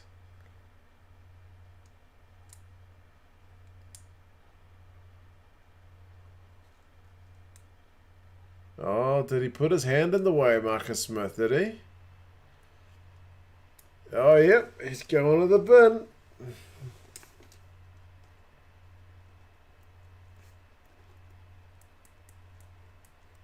That's consistent.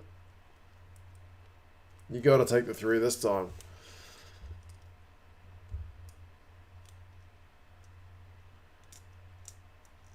Gotta take the 3.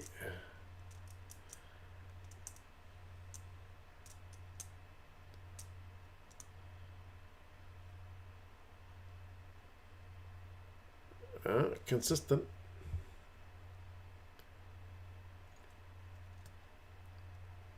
It's just instinct, though. It's just instinct. Marcus Smith's not a happy chappy, though.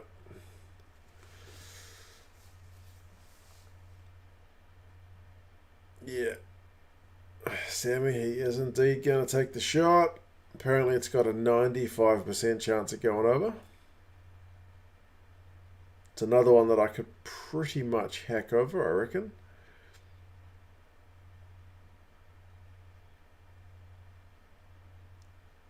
Haven't seen much of Marcus Smith. Is he worth all the hype, mate? If in the Premiership, he's genuinely pretty electric. He's not had that many caps for England, so it's kind of harder to say at this level. But no, he's pretty bloody good. He's kind of like got the Mwunga impact that Crusaders that Quins have from Smith in the Prem.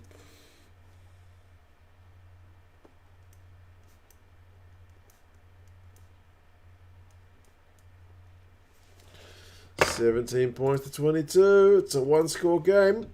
Aussies have got an extra man for the next 8.5 minutes. Pariki's going off.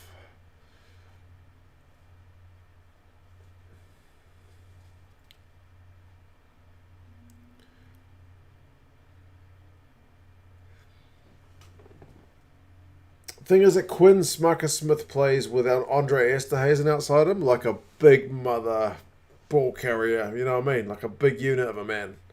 Whereas for England, he's playing at the moment with Farrell outside him, who's like another playmaker. So it's like a very different game to run, you know what I mean? So Victoria clock is at 54:20.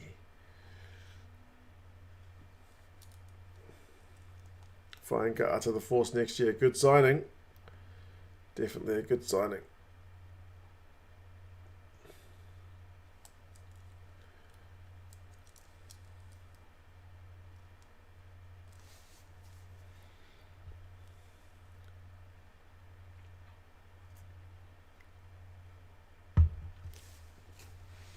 Look at the excitement on Nick White's mustache.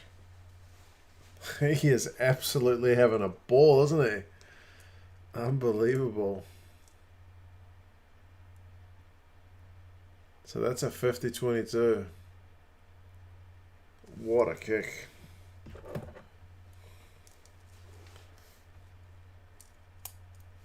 Oh, what? It was taken back.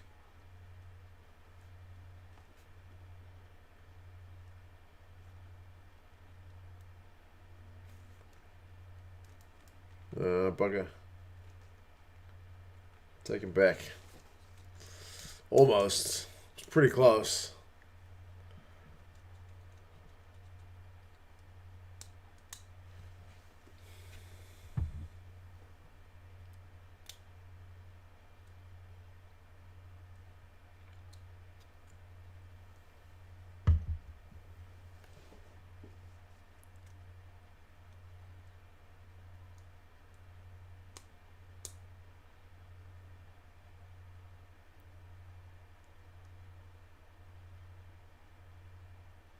Oh, yeah. Ooh. The ball doesn't look like it went. Anyway. Sounds like she was talking about it was the play before that, but anyway.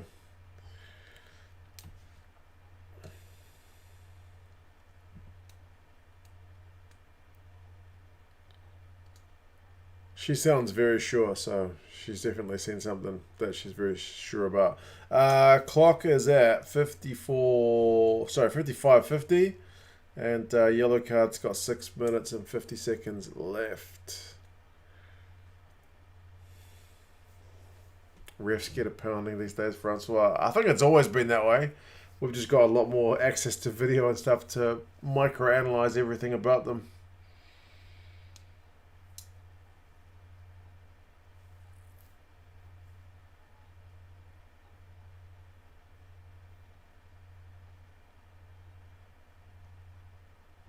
Oh, Karevi is just such a unit, isn't he? So Law's in at the side. Another Aussie guy is down. Caden Neville's down with his knee. What are you guys feeding your Aussie players, man? Like, what are you guys doing to them? This is all the bloody Cadbury. Stop even giving you guys chocolate.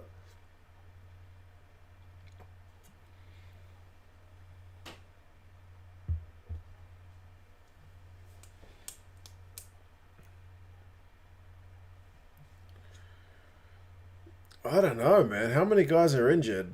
Pitaya went off for an HIA. Parise popped his knee. Leota had a wee break, but then came back on. Sia went off injured.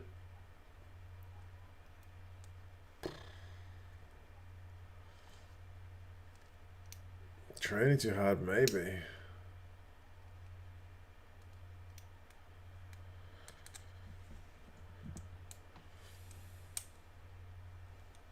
Yeah, Nick Frost gets to come on.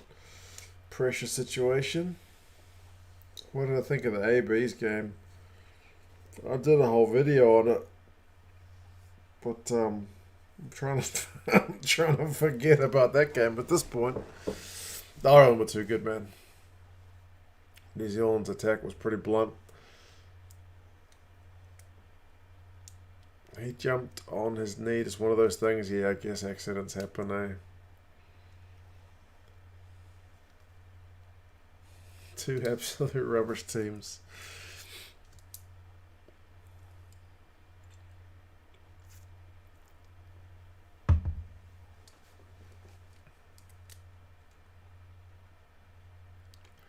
Oh, God. Ouch. You're not supposed to be getting hit from that angle. Knee bent the wrong way. That's pretty nasty.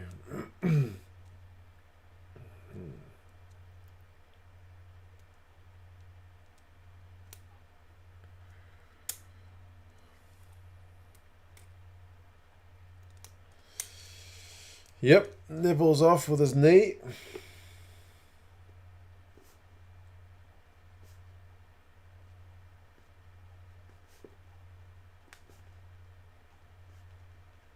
Injury list is very long. Ryan Smith bloke in there. I'm going to get called up. What minute is it? We're at 57:25. Is anyone showing Chile USA? I only know that Flo has got it. That's the only one that I know of, but that's pretty much USA only. I think there's probably a Chilean broadcaster who's got it in Spanish.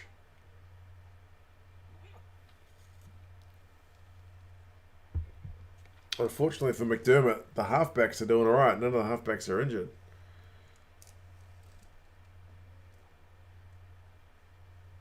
How do you go into AB's games and AB supporter? Do you ever have a feeling of nerves like you would in every game?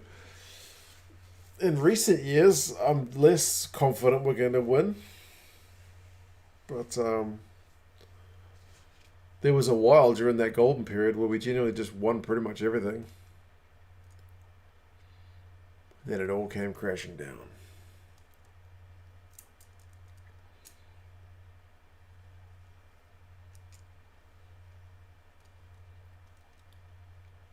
Do Australia have any players left for next week? Well, interestingly, the Australian A side is playing over in Fiji at the moment, so I would imagine there might be a couple of players on the plane to come back from that squad to fill in for this squad somehow.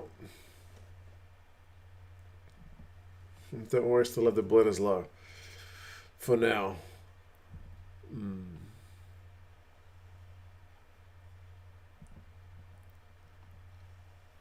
Have there been more Australian injuries or AB's cards? I think more Australian injuries at this point.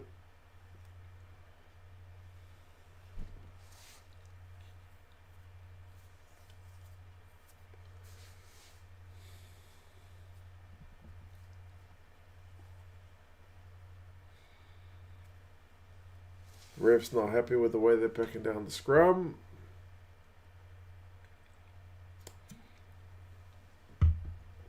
least the Aussie A team had a decent win over Fiji, so some of these guys should be in high spirits.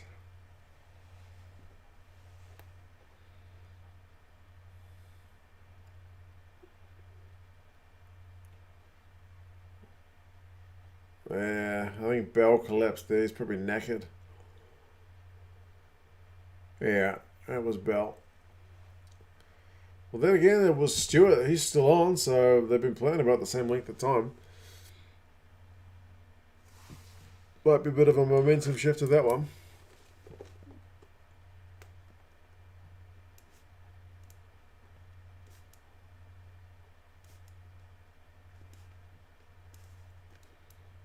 I can hear Swing Low Sweet Chariot too.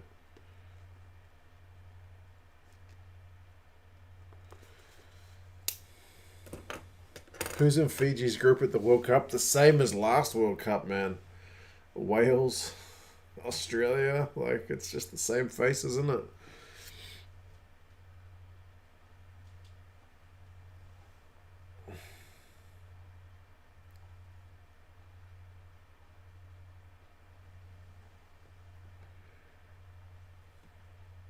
Fozzie should lose his job. Thing about rugby is that for the most part, rugby is not like other sports like football or whatever that do those kind of knee-jerk reactions to sack coaches or players for that matter. Generally, they just run their contracts out. Like the chance of Fozzie losing his job, I would say, is virtually nothing. Because New Zealand Rugby, who's not exactly in loaded with cash, given they were laying people off during COVID, they'd have to pay him out. So I can't see it happening. It's not. It's not the way rugby generally goes. I mean, it happens every now and again, but not like other sports. They don't have the money to just pay out people's contracts for like 2 years or whatever. Grubber wasn't the smart option. Yeah, the execution there was a bit off on it.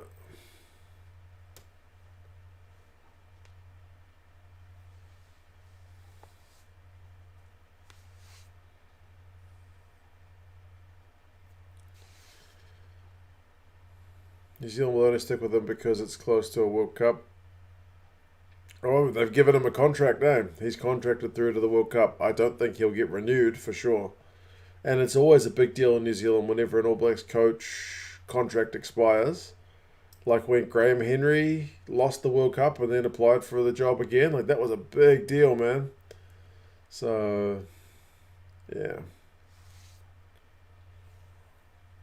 Who would you want to replace him if you had the choice? I mean, Robertson is probably the only guy who could get it. We might get Joe Schmidt. I think Robertson would be ahead of him in the queue, but there is a bit of an old boys club thing going on with New Zealand Rugby for sure. And Joe Schmidt's in with New Zealand Rugby now, so he may actually get preferential treatment. They don't seem to like outsiders at the moment. They're more likely to promote an assistant. So Schmidt, Plumtree, you never know. It'd be diabolical if they didn't give it to Robertson, though.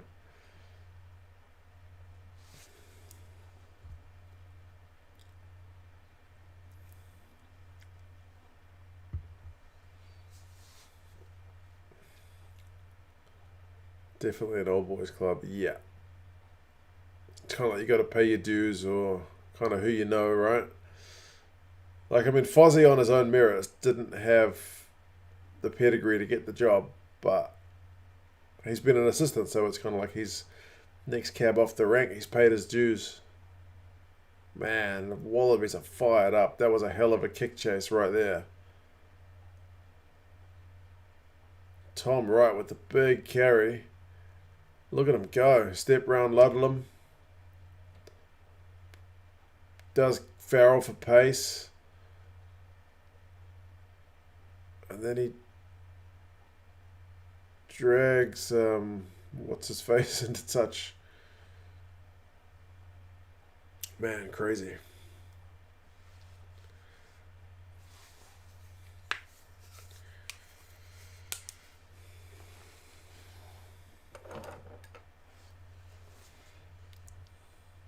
If New Zealand gives the job to Joe, Razor will be going to England. Yeah, you might be right. Someone just said he's got an out clause in his contract with the Crusaders.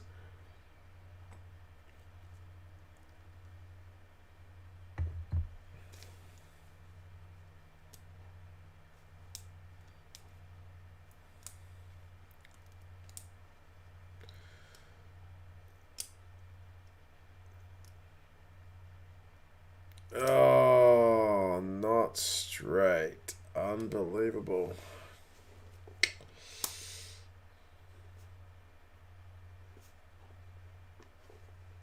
Oh, it really wasn't straight.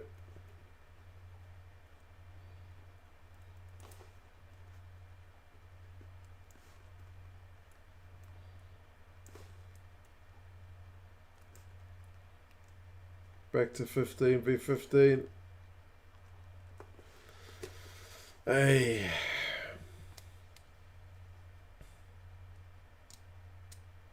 My neighbour's cheering tells the story. Your neighbour's English then.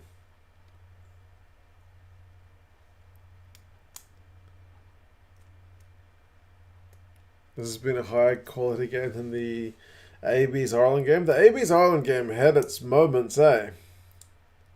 Where both teams will be shaking their heads, but I did appreciate the way the Irish defence just kept smothering that All Blacks attack. It was painful, but a bit of a sight to behold. It's not as easy on the eye as like a big old line break, but yeah, can still be pretty. Right, Danny Care's on. When did he come on? Tap back. Here come England. Faz with the cross kick. Here goes Noel. Karabete's beaten. He's bouncing off. He's a pinball. Finally brought down. Here we go, England. They're playing with some confidence now. Farrell takes it to the line. They got advantage. Smith just gives it to Muckle. Man, I can't take my eyes off it. Inside ball. Oh, he just can't make it. God, he had guys either side of him. I think he thought he was going to make it to the line.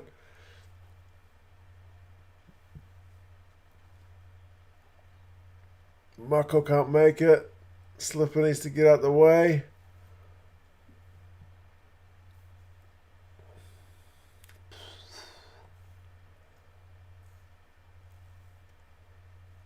Seven phases.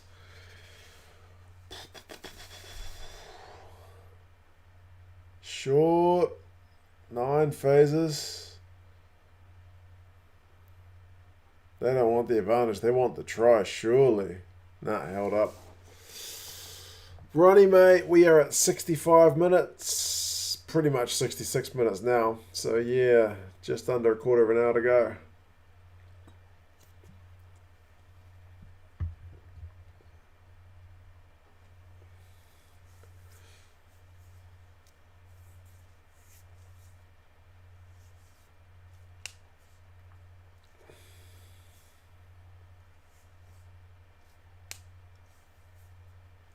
I think Fozzie will face the X if Ireland win the series. Like I said, man, I don't think so. I don't think so. The only way I can see a change of All Blacks coach is if Fozzie genuinely was like, I want to resign. And not like be paid out kind of thing. And I can't see him doing that. He believes that he can, get the best out of the squad. So,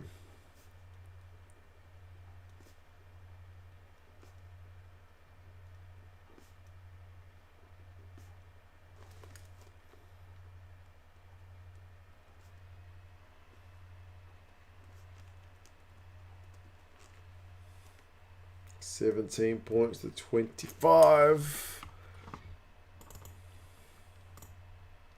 Almost midnight over here, New Zealand folks.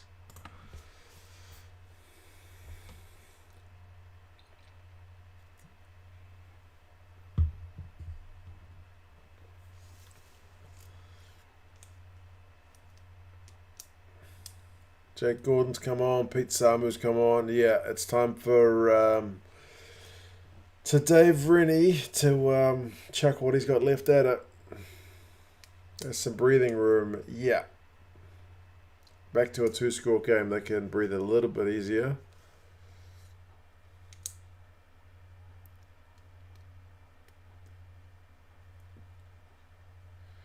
If Fozzie resigns, it means his employers must also resign. Yeah, I can't see any of it happening.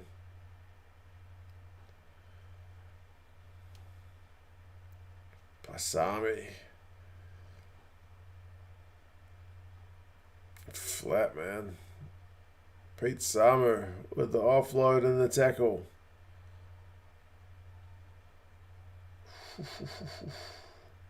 Man, James O'Connor's having a bit of a mare, isn't he? He just got turned over. Oh, and they just got a penalty, though. His forwards bailed him out there.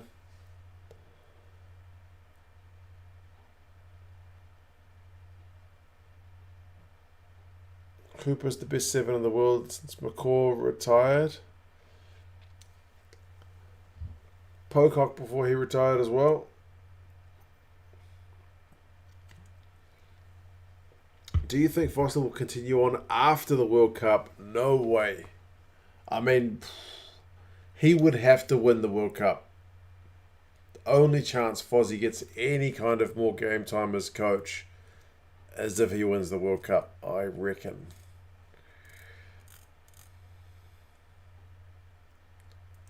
$11 minutes to go, folks.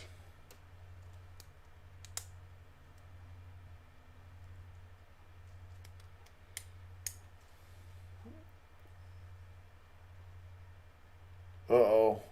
Is it going to go dead? No.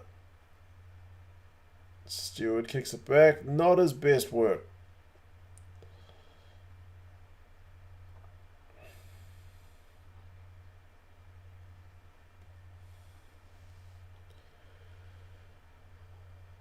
Hooper is the best 7. Savia plays 7. Oh, not the best 7. Savia plays better 7 than we can play all 3.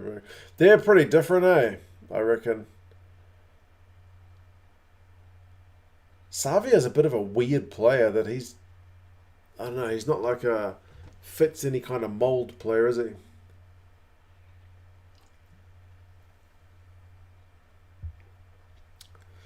Sniffing an Aussie win? I don't know, man. It'd make for an interesting third game if the Wallabies lose it. Savi is his own agent, is that right? He's not giving like 10% of his money to some agent.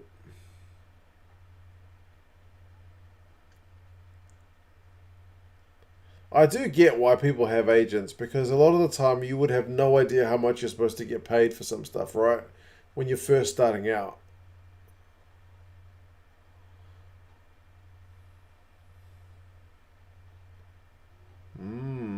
Another penalty to the Aussies. They need to get a move on. Tim, bro. How's it going, man? Long time to see. How's the fam? You must be liking this scoreline. Just made contact to him before he touched the ground.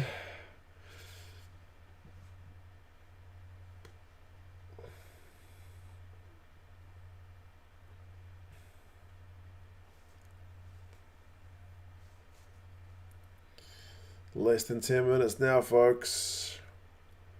For Wallabies score now, it's a very interesting final 10. I think it's very common to have your own personal agent. Agents tend to have a few clients. Oh, yeah, that's for sure. They work with an agency, right? They have lots of people on the books. But they do all your contract negotiations, get your, I don't know, deals. Make sure you don't get ripped off. Oh, big England turnover there. Was that Laws? Ludlam? Laws.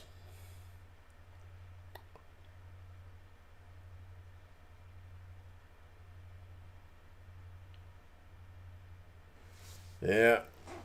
You're not moving that guy. He just anchored himself over the ball. That might be game.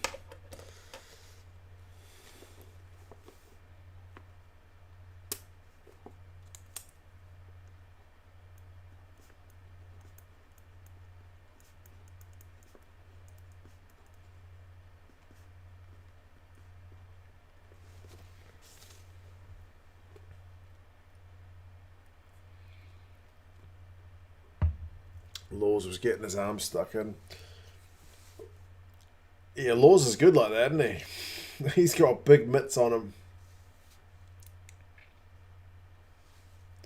Can't wait for Whistle Watch. I do enjoy Whistle Watch, Sophie, but sometimes it doesn't always agree with what the World Rugby response, like official response, is to stuff. So I don't know how they feel about that. It seems kind of like mixed messages.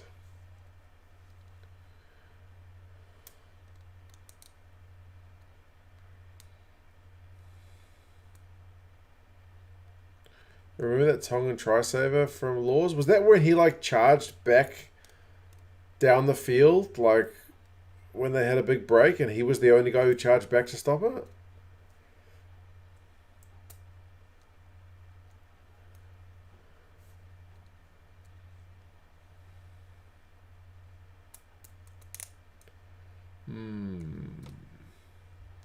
Nigel's perspective gives a lot more life into the sport for real. I do feel like we could use more of that kind of feedback stuff. I feel like there would be a market for it. But the Whistle Watch, they don't even have the rights to use the footage. Like, speaking of the fair use thing, they don't even use the footage from the non-World Cup games. You notice any video they show is only from games they have the footage to. Like, they wouldn't dare use this footage, even though I think it would be fair use, right? For them to do an analysis on the refereeing decisions. They use still images. But I definitely think there's a market for like refereeing decisions explained. Like, this is why this call was that way, like about controversial stuff. But then I think maybe they don't want to go there because some stuff gets a bit grey.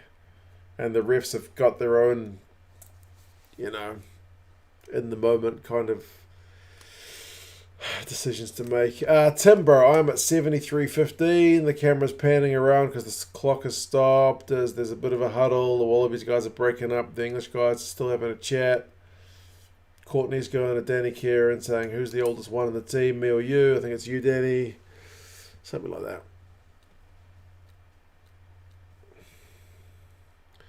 Pretty much every time Jock has touched the ball, he's turned it over. Yeah, Jock's having a bit of a mare. I agree. It's because they are lazy. World Rugby, you might be right. Distracted, mate. You might be right. Smith or Gatland is next Kiwi coach? I can't imagine it's Gatland. I think Gatland burned all his... what would you call it? Like political capital with New Zealand Rugby when he... when his Chiefs side went winless in Super Rugby Aotearoa. And what's my prediction for the Argentina game? I picked Argentina, but I also picked New Zealand, and I also picked Australia, so don't mean nothing.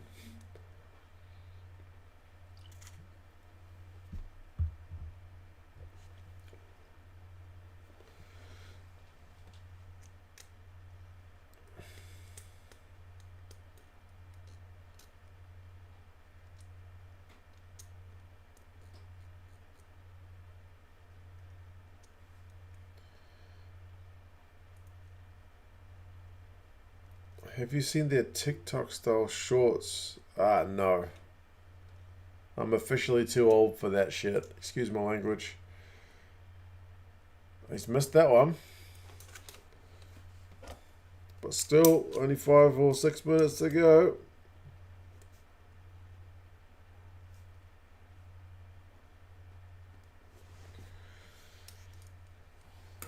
Wales and South Africa are playing in about 3 hours, I think.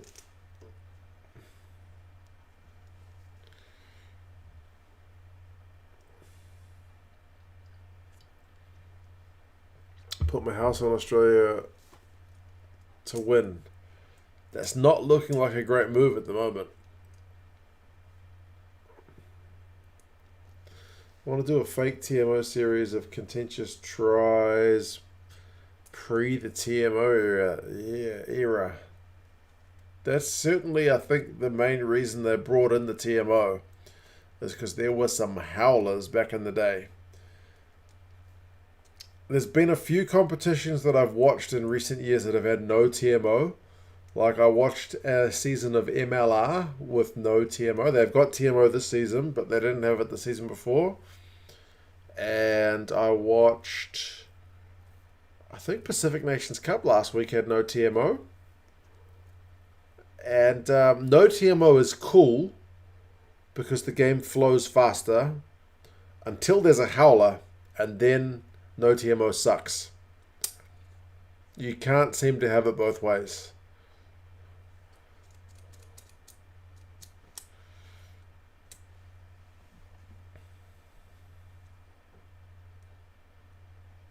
I think it's unfortunate World Rugby didn't buy Rugby Pass instead of an info streaming service for rugby matches. We are not broadcast in certain countries, Simon. Yeah, Sky New Zealand bought Rugby Pass. And me and Big VH Show were talking about that before it happened, actually. But sure enough, after Sky bought them, they didn't stream rugby for much longer. Within a year, I think they pretty much shut down their streaming operation.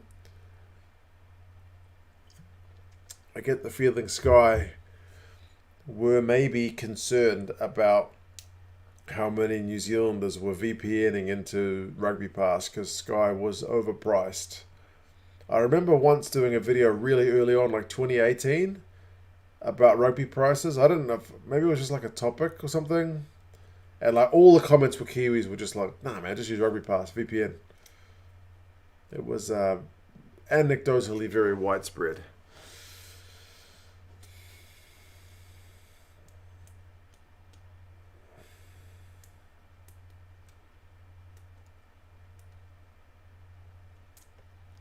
TMO can be quite nitpicky sometimes, indeed, Sophie. It's that balance of do you want things fast or do you want things correct?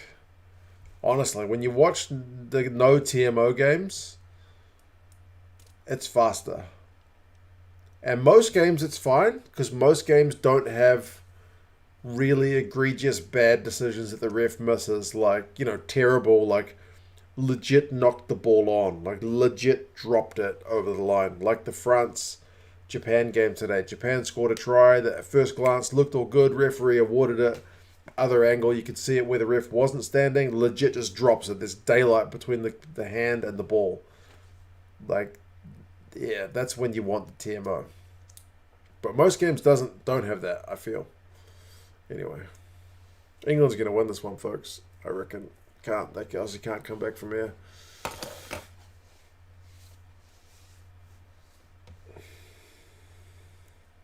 How you feeling about South Africa versus Wales before it starts? I still pick South Africa to win. But as I said, I also picked Australia and New Zealand to win. So, yeah, it'd be history making. Wales' squad's a lot more stable. But South Africa, we already had Ireland breaking that duck today for New Zealand, so what are the odds of two happening on the same day?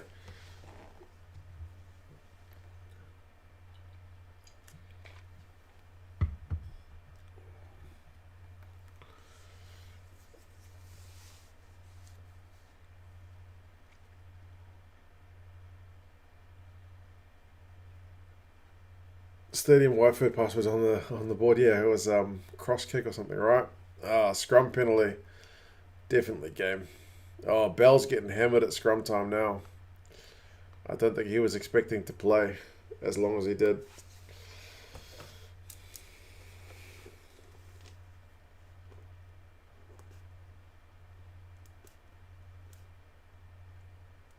It's game over. Wow, what a turnaround from last week, man. We're going to have two series on the edge of it.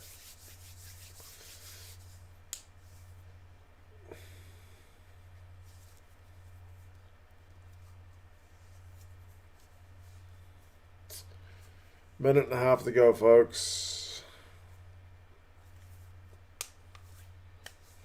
Minute and a half. It's just kind of winding down now. Did I pick Wales or South Africa? I picked South Africa. But as I said, I also picked Fiji. They lost. I picked New Zealand. They lost. I picked Australia. They're about to lose. I did pick Samoa and they won. So My picks are a bit of a curse. 2 deciders though, Sammy, is a good thing. Definitely a good thing.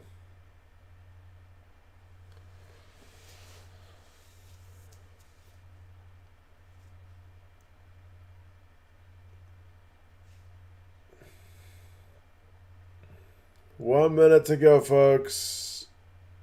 Laws is having a big carry.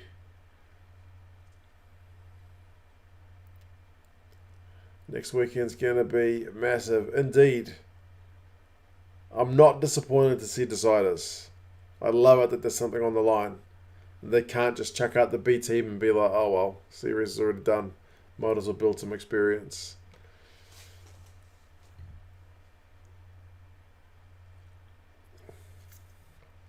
Australia can get one more score if they attack here, but it's only going to be a consolation if they do get anything.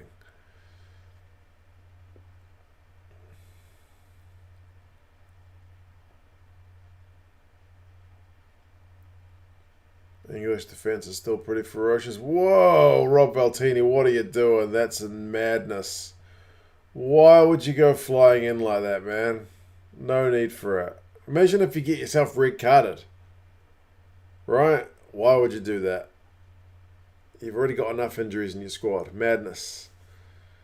Madness. Anyway, game is over. Game is done. Well done, England. Good turnaround after last week.